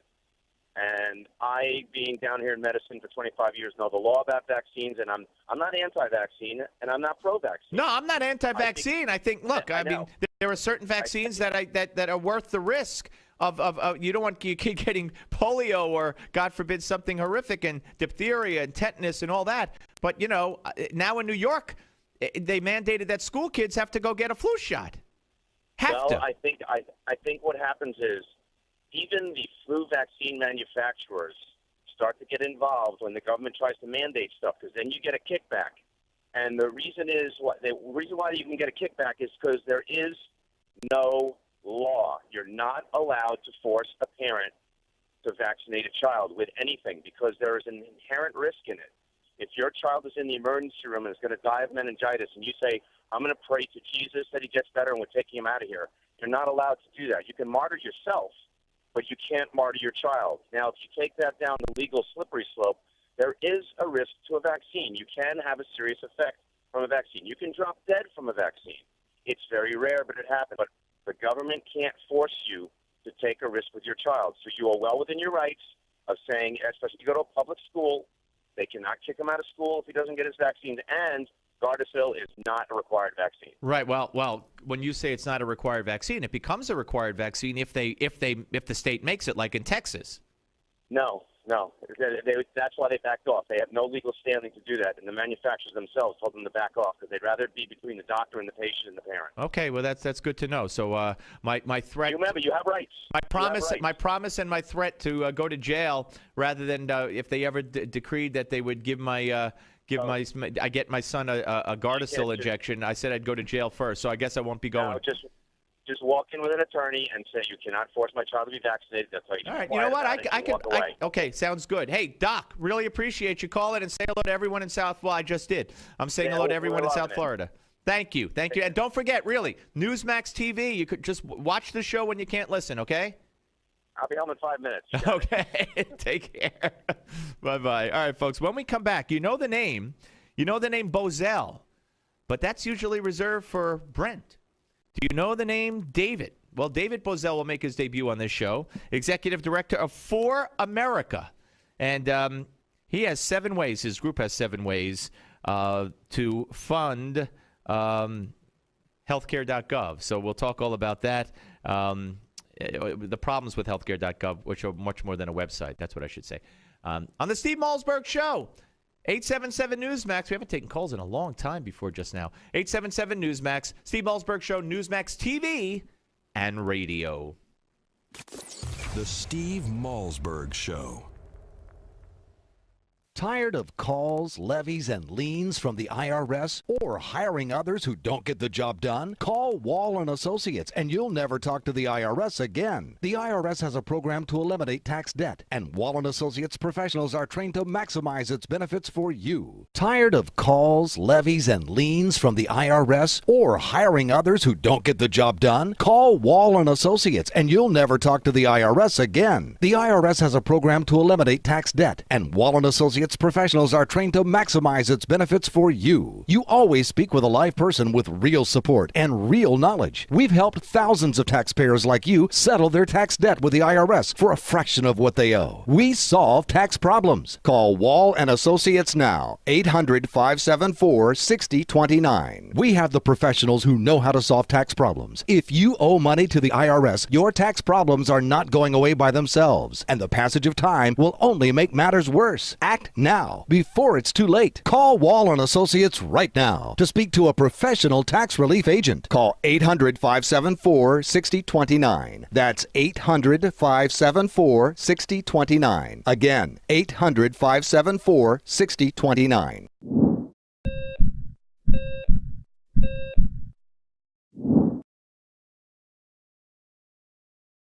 Heart disease is the biggest killer disease in America, and this doesn't surprise me. We are addicted to starches, sugars, fatty meats, and salt. People who live in countries with little heart disease eat very differently. One way some people stay heart healthy is by following what is known as the caveman or Stonehenge diet, so named because of its similarity to the way our prehistoric ancestors ate.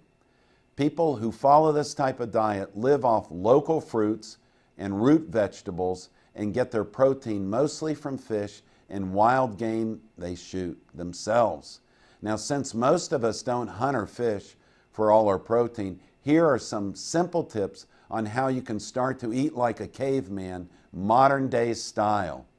First, fill up on fruits and vegetables. Eat them first and you'll be less hungry. Feast on fish, which is rich in nutrients but not in calories. Choose fatty fish like mackerel, herring, sardines, and salmon, which are rich in heart-healthy omega-3 fatty acids. Get out and go for a walk. Remember, our ancestors were hunters and gatherers, so they didn't spend their time sitting in front of a TV or computer all day. If you live more like a caveman or a cave woman, your heart will love you for it. I'm Dr. Chauncey Crandall, and thank you for watching this Heart Health Minute. Remember, it's never too late to prevent or reverse heart disease. Right now, I invite you to discover your own risk for heart disease or even a heart attack by taking my quick, free online quiz at www.simplehearttest.com. When you were younger, you probably never considered your heart health. But cardiologist Dr. Chauncey Crandall knows from experience that taking steps to care for your heart becomes more crucial as the decades pass, if you want to keep this vital organ ticking smoothly for years to come. That's why Dr. Crandall recently developed Cardio Advanced, a nutritional supplement containing 12 special ingredients, all selected to help improve and maintain your heart health and normal cholesterol levels. The flagship of this exclusive formula, esterified plant sterols, may help lower your risk of heart disease when taken as part of a diet low in cholesterol and fat. And great news, now you have the opportunity to try a 30-day supply of Cardio Advanced. Simply cover a $4.95 shipping and handling charge. Plus, if you act right now, you'll also receive a free doctor's guide to a healthy heart as a special bonus. Please visit cardioadvance.com/radio for complete details on claiming your 30-day bottle of Cardio Advanced and free report. That's cardioadvance.com/radio. Life is too precious to ignore your heart health. Visit cardioadvance.com/radio now while supplies last. Are payday loans ruining your life? If you have 2 or more payday loan cash advances, listen closely. You may be eligible for a program that payday loan companies don't want you to know about. This program will get payday loan companies out of your bank account and put an end to the payday loan nightmare. Call for free information and find out if Payday Loan Support Center is right for you. Payday loan companies usually trap you into paying rates as high as 700%. We understand payday lenders' tactics. Don't let them take advantage of you anymore. All you need is 2 or more payday loans to qualify. We can help even if you're behind in collections or have bad credit. Internet payday loans qualify for this program as well. So call 800-250-5084. That's 800-250-5084. The call is free and the consultation is free. Don't miss out. Call for your free information on payday loan relief. 800-250-5084. That's 800-250-5084. Again, 800-250-5084. The Steve Malzberg Show is just a bit different from the other radio shows. We have TV cameras. Watch the show at Newsmax.com or listen on your favorite radio station. Here's Steve Malzberg. All right, folks, we are back. By the way, this just in, and we told you about this the other day, that the uncle of North Korean leader Kim Jong-un, he had, been removed from his military post a couple of days ago. Well, now his, I don't know how they did it, but his head has been removed from his neck. I don't know if he was decapitated, if he was in the guillotine or how they did it, but he was executed, according to CNN. He's been executed, according to the Korean news agency. And as I mentioned, this comes just days after Jang Son-taek was removed from his military post. So the uncle of North Korean leader Kim Jong-un has been executed. Crazy, crazy development. We'll be on top of that. But joining us right now as we get back a little closer to home, and our main concern, one of our main concerns here, and that's, of course, the disaster of Obamacare, is joining us for the first time is David Boesel, Executive Director of For America. Hi, David. How you doing, Steve? I don't know how I'm supposed to follow that.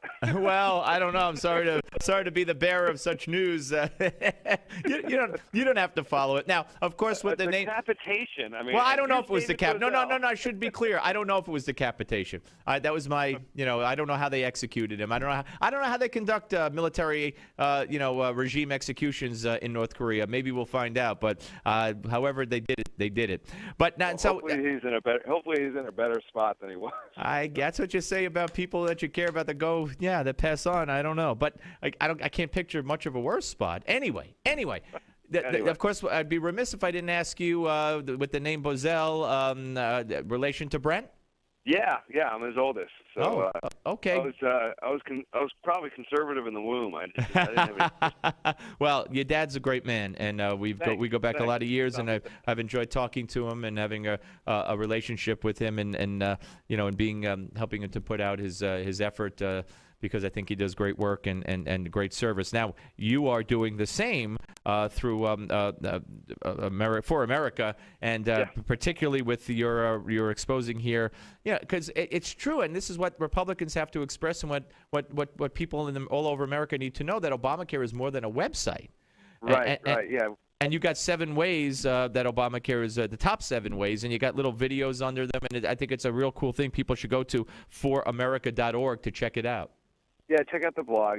We got a cool new post today where we got. I mean, look, the media environment today is so lightning quick. I'd love to sell the Federalist papers every day, but people just don't read that stuff anymore, unfortunately. So you got to go. You got to do what people are accustomed to nowadays, and that's animated GIFs or GIFs, whatever you want to call them, and quick snippets of news. But yeah, the point we tried to make today is I was thinking about it, before I came on. I mean, the United States government has essentially become a de facto, massive health insurance company, and we, the taxpayer, are both its customers and its investors.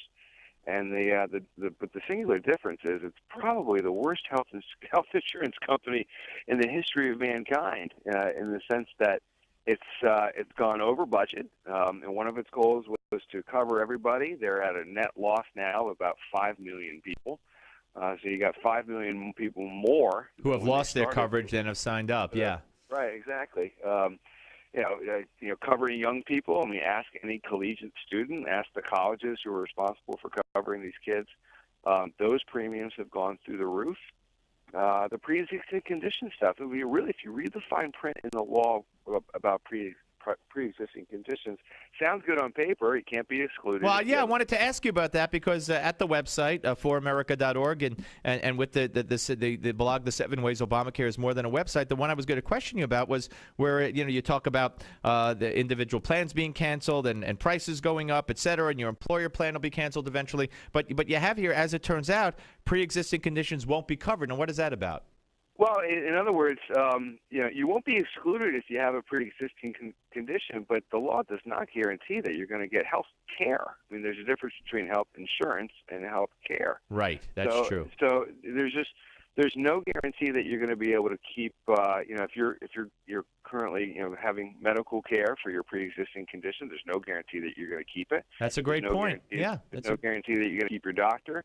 And we've heard horror stories, David. Will be covered. Yeah, we've heard horror stories about people with cancer who, right. they're going to get a new policy, but they're going to have to change the doctor that they build up faith in, who knows their case, the hospital they were at. They're going to have to go to a whole new set of doctors and hospitals and start from scratch. So you're right. I mean, you're getting coverage, but look what you're going through. Well, and God forbid if you live in the state of California, I mean, you got 70% of the doctors there who are basically balking at this. So I don't know. Where are you going to go? No, it is a disaster. Look, congratulations on the whole organization. I look forward to having you back, and people should check out foramerica.org, and check out the top 7 ways Obamacare is more than a website, and check out the rest of the organization as well. Say hello to your dad, and if I don't speak to you beforehand, have a Merry Christmas and a Happy New Year. Steve. You too. Take care. All the best. Take care. That's David Bozell, ladies and gentlemen. All right, when we come back, we'll be joined by Congressman Tim Griffin, a Republican from Arkansas. He's taken the president up on an offer that the president has made repeatedly. So we will hear about that from him, and then we will also be joined in the 5 o'clock. Well, we'll let you. We'll save it as a surprise. But we're coming back. Steve Malzberg Show on Newsmax TV and radio. The Steve Malzberg Show. Wow, you look great. Thanks. I've lost some weight. What's your secret weapon? Actually, I do in fact have one. Really? If you're looking for help in your weight loss efforts, remember this name, Metabio. It just may be the edge you've been looking for. Metabio is the nutrition. Wow, you look great. Thanks. I've lost some weight. What's your secret weapon? Actually, I do in fact have one. Really? If you're looking for help in your weight loss efforts, remember this name, Metabio. It just may be the edge you've been looking for. Metabio is the nutritional weight loss breakthrough power-packed with 5 high-quality ingredients. Metabio supports healthy metabolism and promotes fat loss. It helps maintain your optimal weight and wellness when used as part of a healthy lifestyle. Now you can receive a 30-day supply of Metabio. Simply cover a $4.95 shipping fee. Visit themetabio.com/offer for complete details. Act now and you'll also be given instant access to our downloadable special report, A Practical Guide to Healthy Weight Management. Learn how you can try Metabio for 30 days at themetabio.com/offer. That's the METABIO.com/offer. Hurry, only while supplies last at themetabio.com/offer.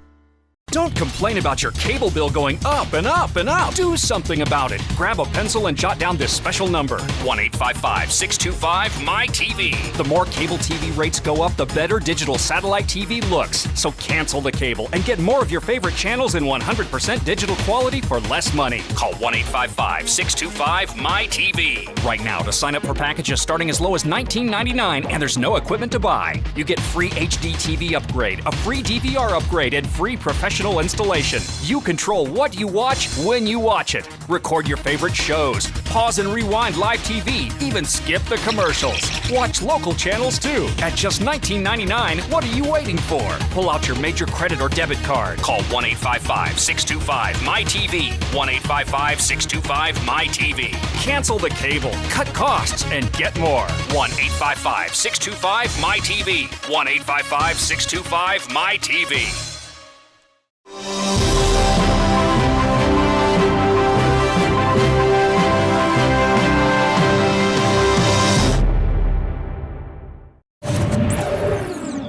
Hello and welcome to your Newsmax Now update. I'm John Bachman. Today the House votes on a budget that would fund the government for another 2 years and avoid another government shutdown. It's the result of a rare bipartisan deal between Senate Democrat Patty Murray and Republican Congressman Paul Ryan.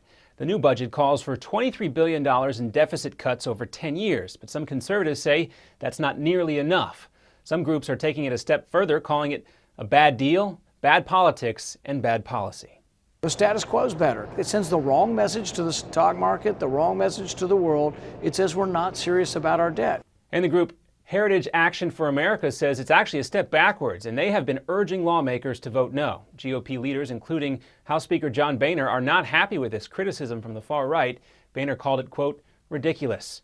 Meanwhile, the president says he'll sign the deal whenever it reaches his desk.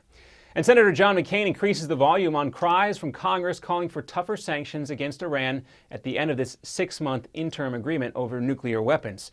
Secretary of State John Kerry briefed the Senate Foreign Relations Committee, which included a private meeting with McCain on negotiations with Iran and the easing of sanctions should Iran curb their nuclear program. But McCain said he was not convinced after the meeting with Kerry.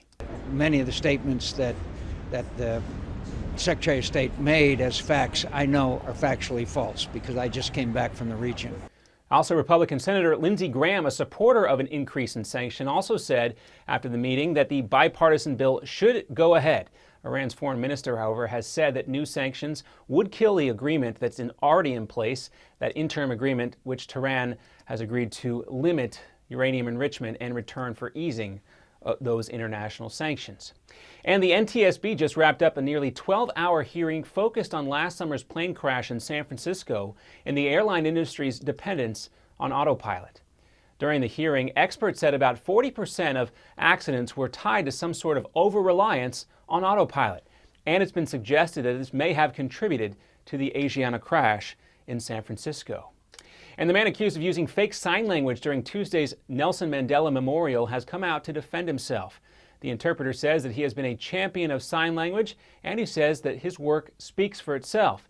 He insists that he was interpreting correctly, but also said that he was seeing visions of angels coming into the stadium Tuesday.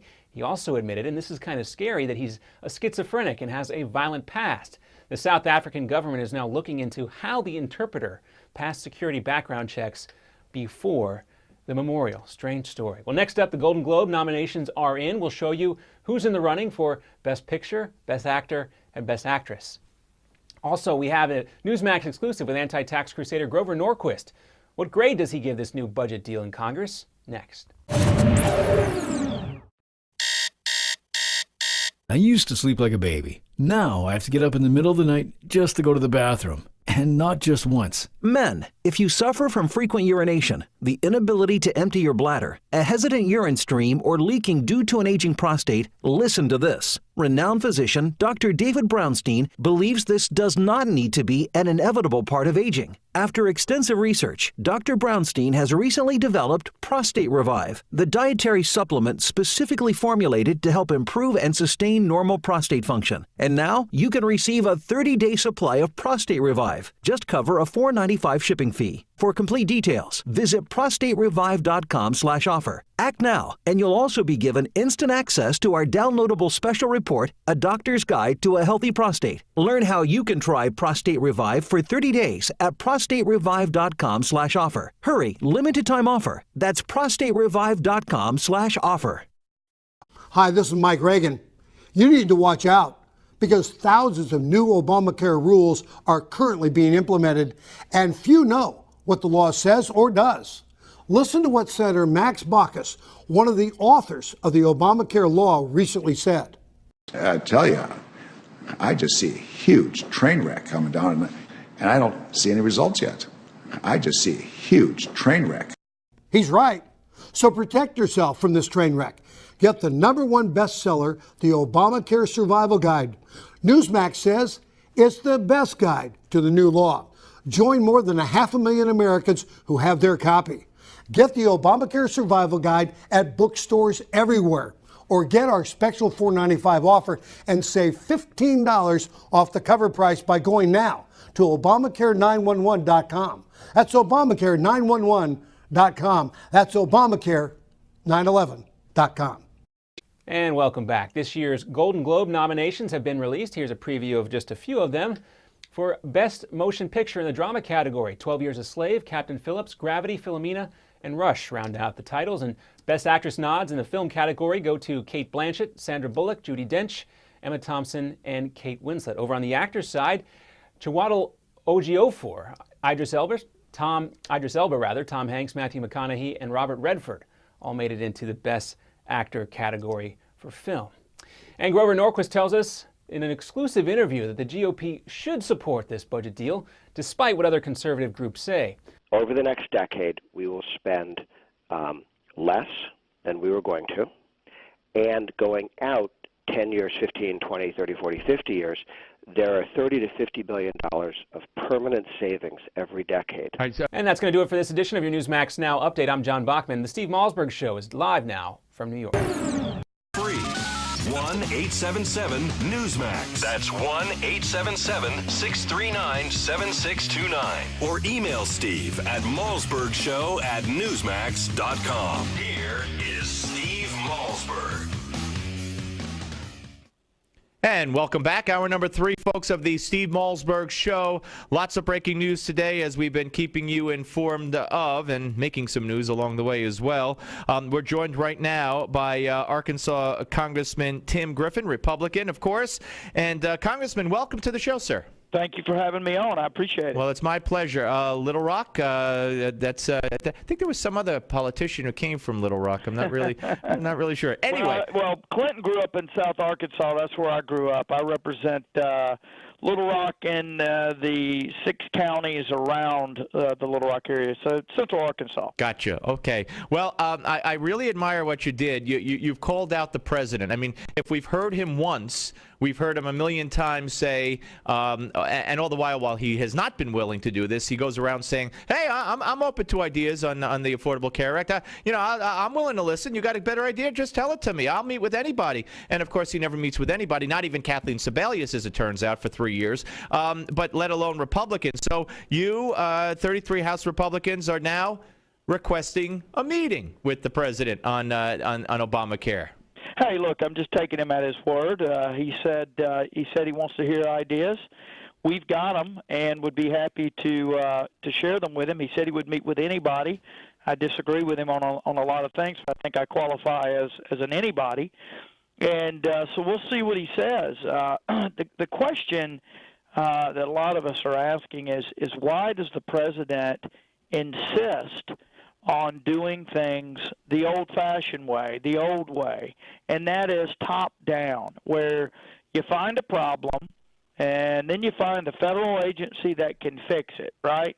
And you pick the IRS and HHS to help insure, to get some insurance for some of the folks that didn't have it before.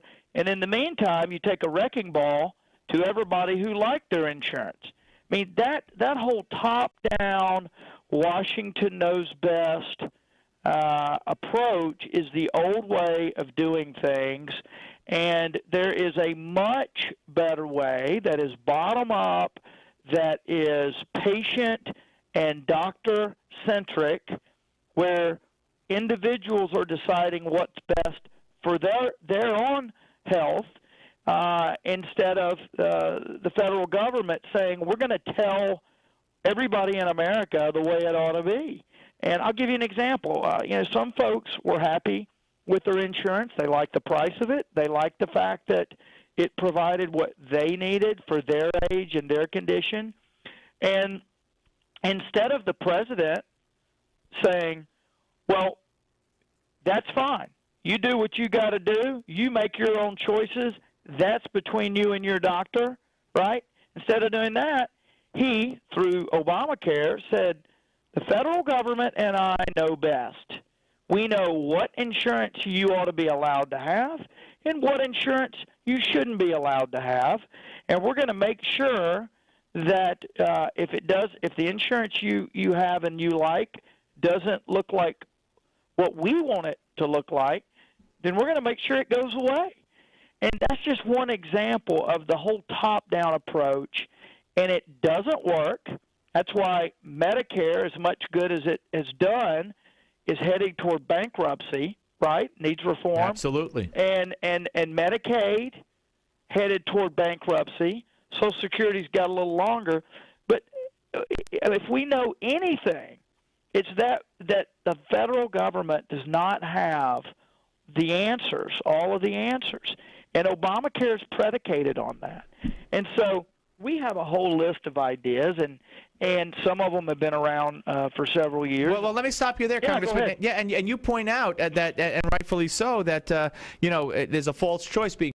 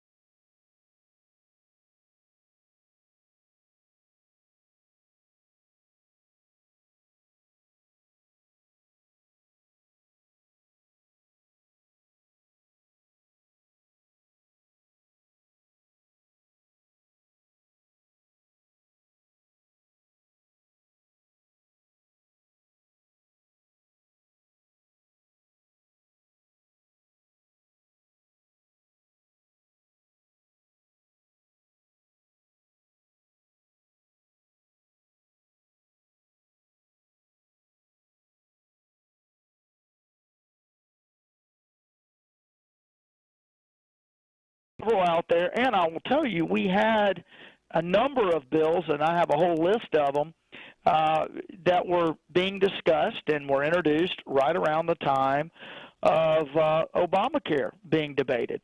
So they've been out there. Now, right now, we're in a position where we've seen what's happening with Obamacare, and I think before we put a big piece of legislation together with all of this stuff as a conference, I think I'm all for the idea of providing an alternative.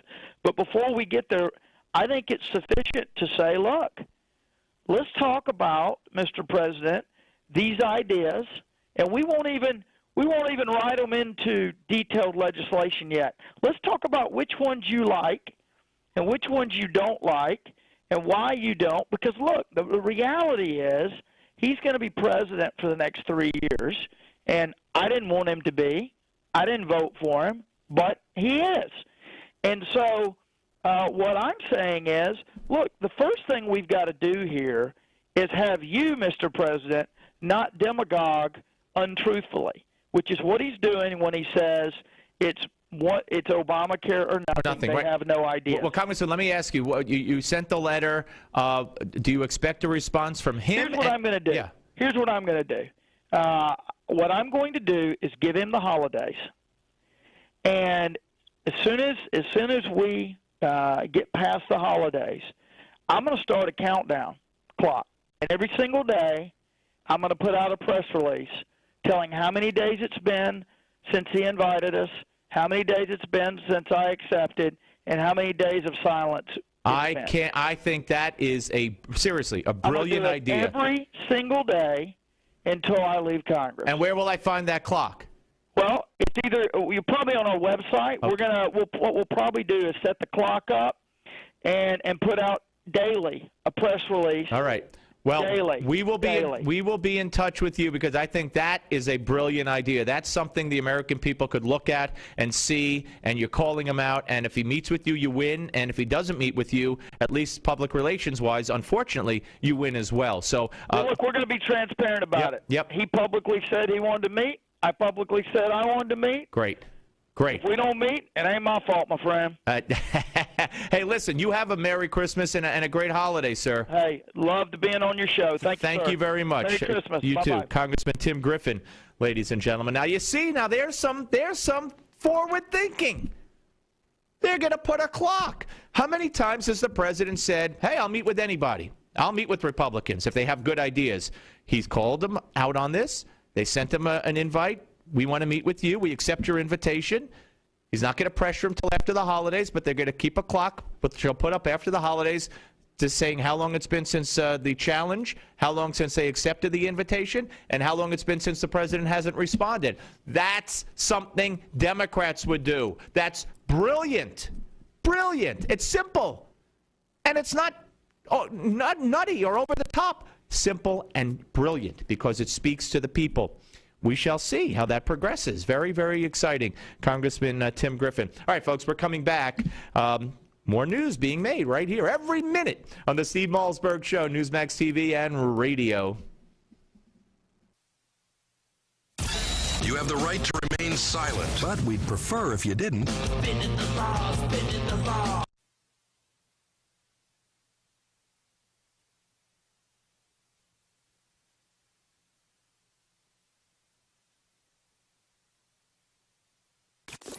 According to the FBI Uniform Crime Report, there are over 5,000 robberies every day. Your home could be at risk of being burglarized. Don't put your loved ones and valuables in jeopardy. For just over $1 per day, your home can be protected from break-ins, fire, and more. Get the latest home security technology from Protect Your Home, your ADT authorized dealer. Over 6 million households sleep better at night with ADT monitored home security. What's more, Protect Your Home is offering you their latest equipment, an $850 value, absolutely free for qualified customers. Protect your loved ones and home today. Call now for licenses and to find out more. The call is free, 1-800-949-8201. That's 1-800-949-8201. Again, 1-800-949-8201. $99 installation charge, 36-month monitoring agreement at $36.99 per month. Payment by credit card or electronic bank account charge. For new homeowner customers with satisfactory credit history only. Local permit fees may be required. Certain restrictions apply. Cannot be combined with any other offer.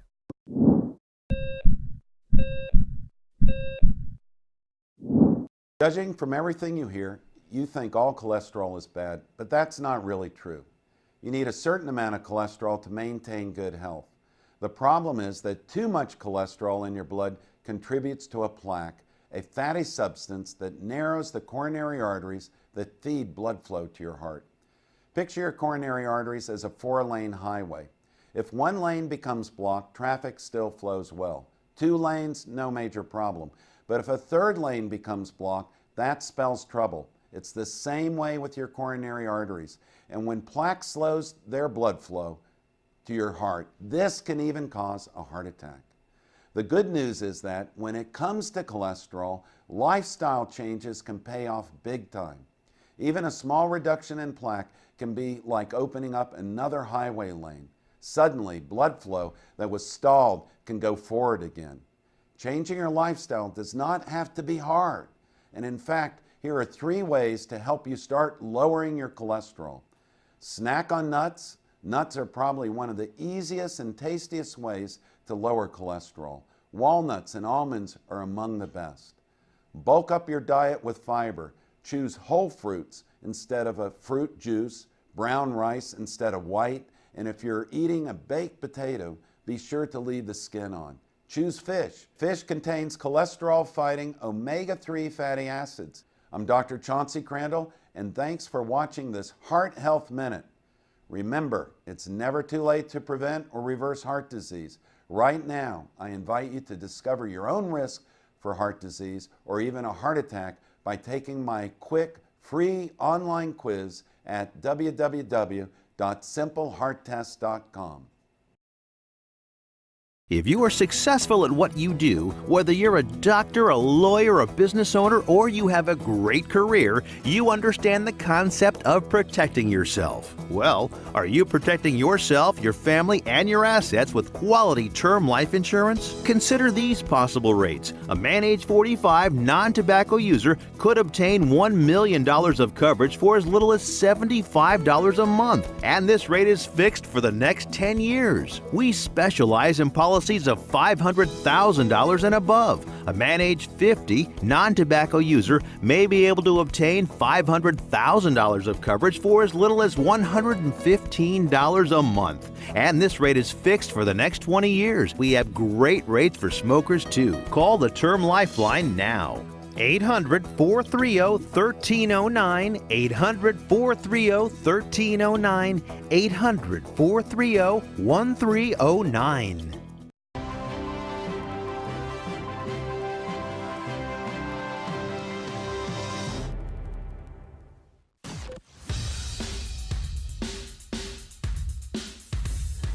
This is not your typical Screamfest talk show. No. This is the next generation of talk radio. Here is Steve Malzberg.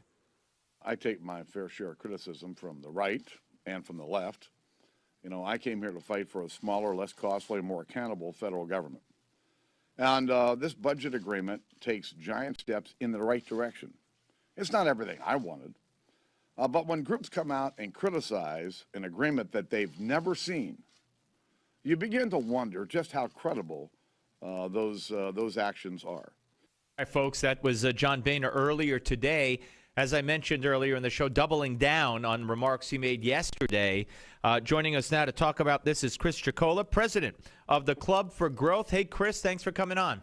Hey, Steve, thanks for having me on. My pleasure. All right. Now, earlier in the show, we spoke with another man who had an interest in this, and he had Matt Kibbe, who said that these remarks by Boehner create a problem going forward. What's your take on Boehner's?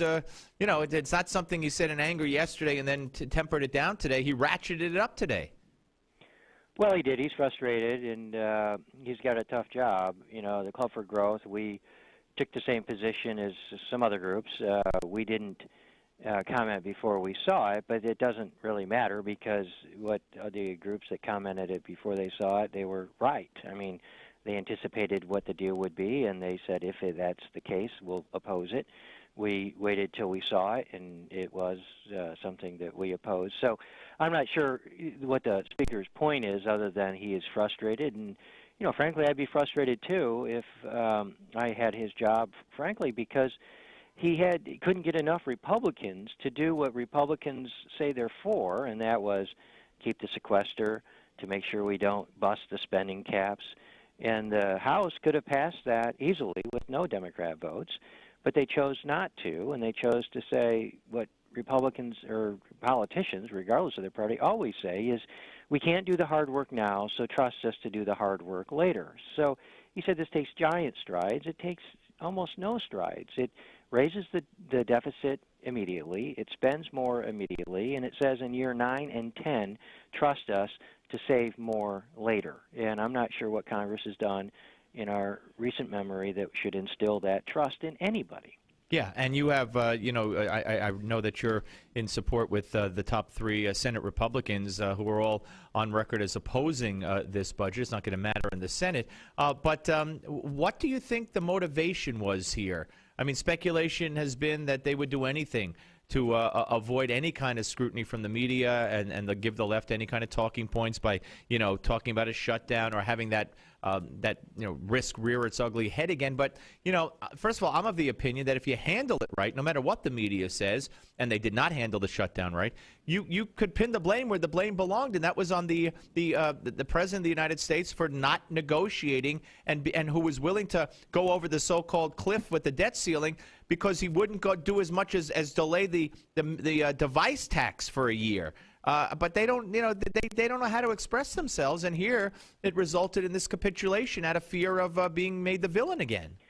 Well, this is, I served in the House for a while, and I saw it firsthand, and it frankly changed my life. And the problem is that Republicans are afraid of their own their own agenda. They're afraid of the things that they believe or they say they believe in, and including Boehner. Well, you know, John, I like John Boehner. He's a nice guy. He's got a tough job, and he's probably more conservative than he leads. And so I'm not going to beat up on Boehner.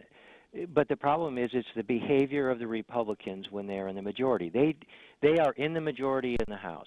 All they had to do was say, we're going to keep the sequester and do essentially a clean continuing resolution, send it to Harry Reid and say, what are you going to do with that? Now, he'd have to do something with that. And if he didn't take it up and he didn't pass it, that would put the onus on the Democrats that they simply want to bust the spending caps and they want a bigger government and more debt. But the problem is Republicans don't do what they say they're for. And so the danger here is that Democrats lose their legislative majorities when they actually do what they say they believe. They believed in Obamacare. They passed it. They lost their majority in the House. But Republicans lose their legislative majorities when they don't do what they say they believe in. This budget deal is not consistent with what Republicans say they believe. And the danger is that Republican voters are going to be very disappointed and start to jeopardize their performance on Election Day and a year from now. Are you surprised that Grover Norquist went along with this, even said that it holds much of the sequester in place? Well, I'll let Grover speak for himself, but it holds none of the sequester in place because what it proved is if we don't have to do it in the next 2 years, we never have to do it. Right. And so once you open the door, everyone runs out. And so, you know, again, are we supposed to believe that we can't spend less today, but we're going to spend less tomorrow? It's a joke that the American people are too smart. They've seen this play before. It ends the same way every time.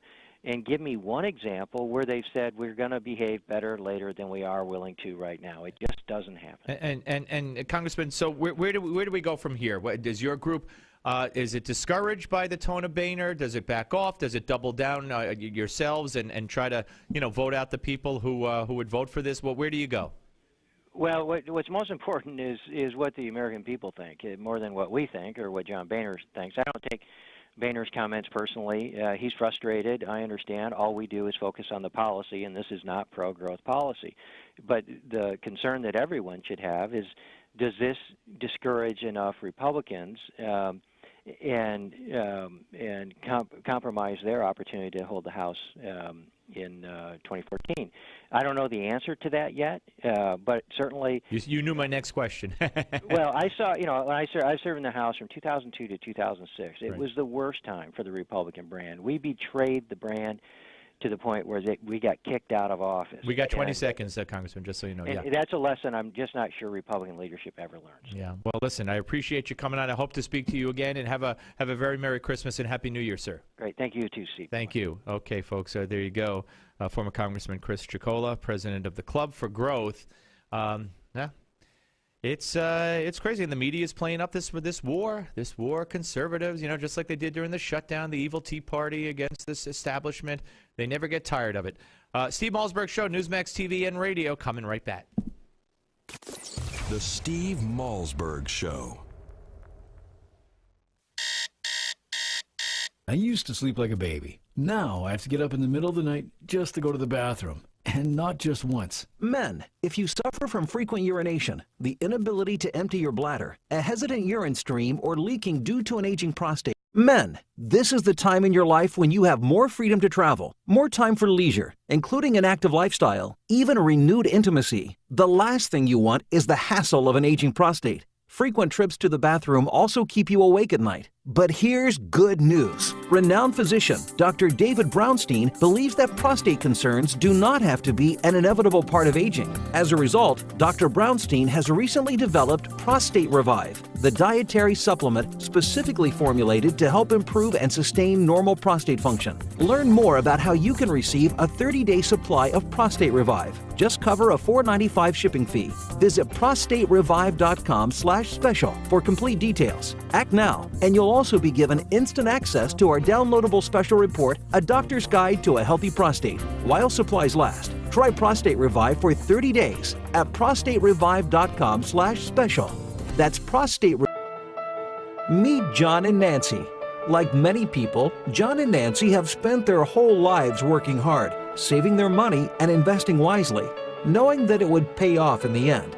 But the reality is, today's world is not the same as it was.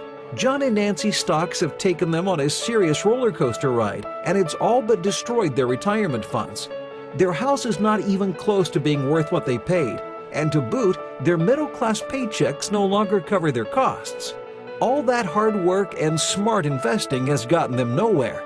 In fact, they are no longer thinking about when they will retire, they're wondering if they'll retire. Then one day, John and Nancy heard about a man named Tom Hutchison, a veteran of Wall Street for over 2 decades. Tom noticed that the wealthy invested differently than normal people, and their methods seemed to be a secret they didn't want to share. So Tom left his job, compiled the strategies, and published them in the controversial book, Powerful Secrets to Achieve Superior Returns. John and Nancy immediately picked up a copy, began investing, and never looked back. Thanks to Powerful Secrets, John and Nancy now have investments that pay up to 20% a year.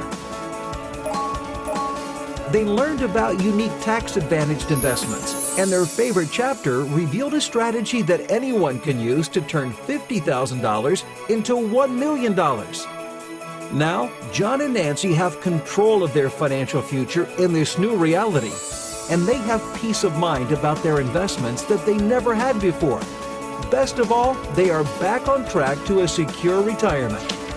To get your free copy of the book, Powerful Secrets to Achieve Superior Returns, simply visit www.myfinancialage.org. Drug, alcohol, and gambling addiction can be devastating for you and your loved ones. Don't let the disease of addiction ruin everything you've worked so hard for. The Treatment Helpline has helped thousands of people just like you take control of their addictions and live healthier, cleaner, and happier lives. You are not alone. Now there's hope. The Treatment Helpline has helped people just like you overcome their addiction.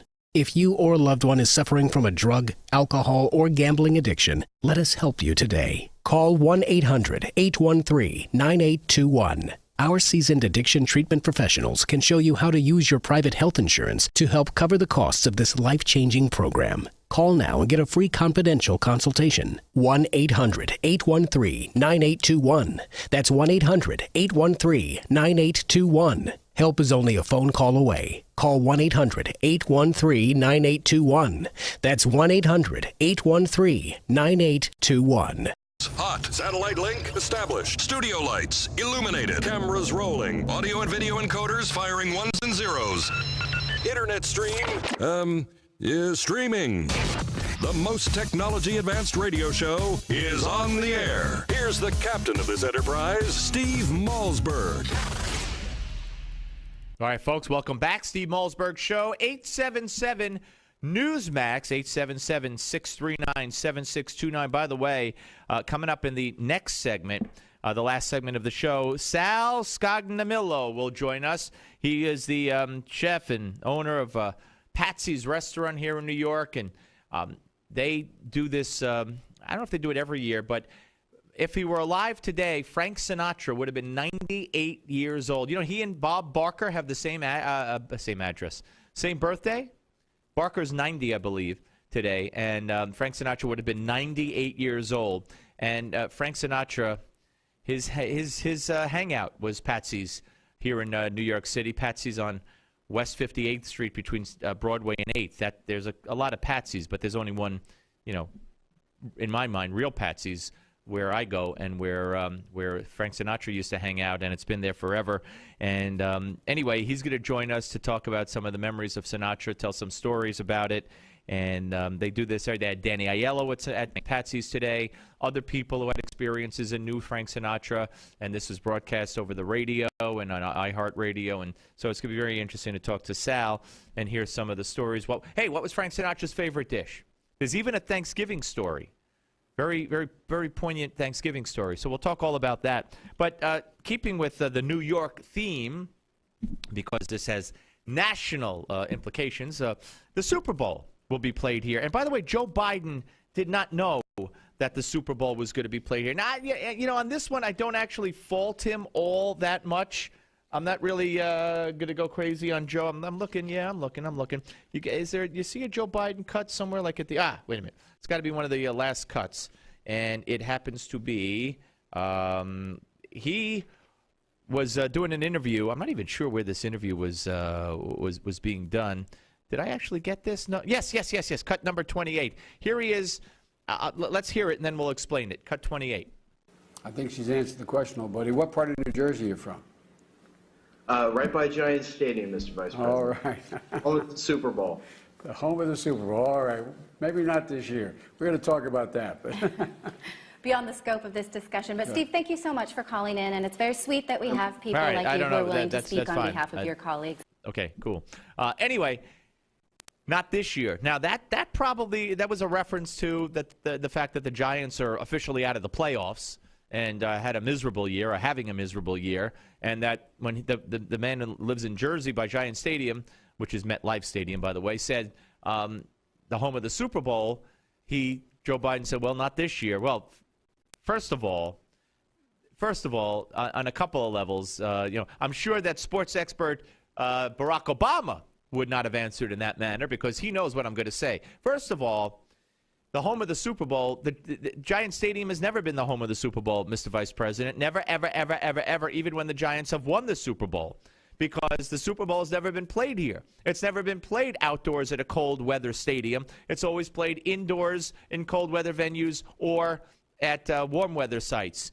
And what the questioner was referring to when he said home of the Super Bowl, Mr. Vice President, is that the Super Bowl will be played at MetLife Stadium this year. They don't play the Super Bowl on the home field of one of the participants, unless it's by luck of the draw, because they're predetermined sites, obviously. It's not like a World Series or an NBA championship or a Stanley Cup game. So when this caller or questioner, whatever he was on whatever show that was absolutely correct. It is the home of the Super Bowl for this coming Super Bowl in February, first Sunday in February. It will be at MetLife Stadium. And the vice president, I guess, showed that he knew a little when he said not this year because the Giants stink. That's probably what he meant. And I give him a pass on that. A pass. I don't give him a running play, but I give him a pass. But-um-bum. Thank you very much. Anyway, all right. Now, keeping with the Super Bowl theme, security. Security is going to be unbelievable, as you might imagine. And by the way, it's going to screw up everything around this studio so badly that Will and me and Chad and Bethany and everybody, we're each going to have a cot and not leave this office for an entire week. If you don't believe me, listen to Marsha Kramer on WCBS TV Channel 2 here in New York. Cut number 30.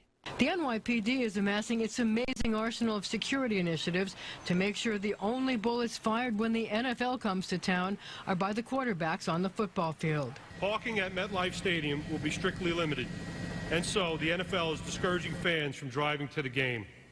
Anyone planning to drive to the game will have to purchase a parking permit in advance. By game time, the NYPD will have had a full complement of security measures in place for about a week, including police helicopters with special sensors to detect radiation on the ground, this counterterrorism 360-degree camera car to look for suspicious packages, bomb dogs, video cameras mounted on the NYPD's Eyes in the Sky at various event locations, and a lot of radiation detection boats in addition to the usual complement of heavily armed cops. Wow. Wow, wow, wow. It's going to be something. I'm telling you, it's going to cost a fortune. But I guess, having the Super Bowl, financially speaking, in your area is, in the long run, financially beneficial. Now, of course, the Super Bowl is going to be held in New Jersey on the other side of the Hudson River, through the Lincoln Tunnel, through the Holland Tunnel, over the George Washington Bridge. Actually, your best route is through the Lincoln Tunnel, because that takes you to Route 3, which passes right by. Anyway, but it's also going to cause huge headache for us and people in this area, as you hear in cut number 31. The biggest Super Bowl week event in New York will be Super Bowl Boulevard, a football-oriented urban theme park that will feature dozens of NFL and sponsor attractions, including a viewing area for the Vince Lombardi Trophy, a concert stage, and a signature event, the Toboggan Run. Times Square will be on virtual lockdown. Starting at midnight on January 26th through February 1st, Broadway from 33rd to 48th Street will be closed to vehicles. 41st Street will be closed from 9 a.m. to midnight. Boulevard attractions will be open from 12 noon to 10 p.m. from January 29th to February 1st. And there will be many other events throughout the week, including a media party on Super Bowl Monday. The party will be followed by fireworks display in the Hudson River, which could affect traffic on the West Side Highway. Think so? Wow. So, you know, I don't know what to say. I can't even fathom how to get into this city or out of it for that week. But we shall see what we shall see. But, you know, it's all good, right? It's all a good thing. Super Bowl comes to town, and there you go. All right, I told you how the media is just jumping on and harping on this feud that John Boehner seems to have instigated here and made worse today with conservative groups and with some conservatives in his own caucus. And here's Chris Matthews for one last night. All of a sudden, Boehner's a good guy. Boehner's a good guy this time. Here's cut 14. Speaker, most major conservative groups have put out statements blasting this deal. Are you worried? You mean the groups that came out and opposed it before they ever saw it? Yes, those groups. Are you worried that They're using our members and they're using the American people for their own goals. This is ridiculous. Listen, if you're for more deficit reduction, you're for this agreement. Howard, I've been waiting for that Boehner for, well, many years now, and I know we're all seen it now. That's the Boehner we've been rooting for, someone to be a leader. Oh, someone to put the conservatives in their place, huh, Chris? What a shock. But you see, when Boehner stands there and speaks like that, he gives them the right to say this.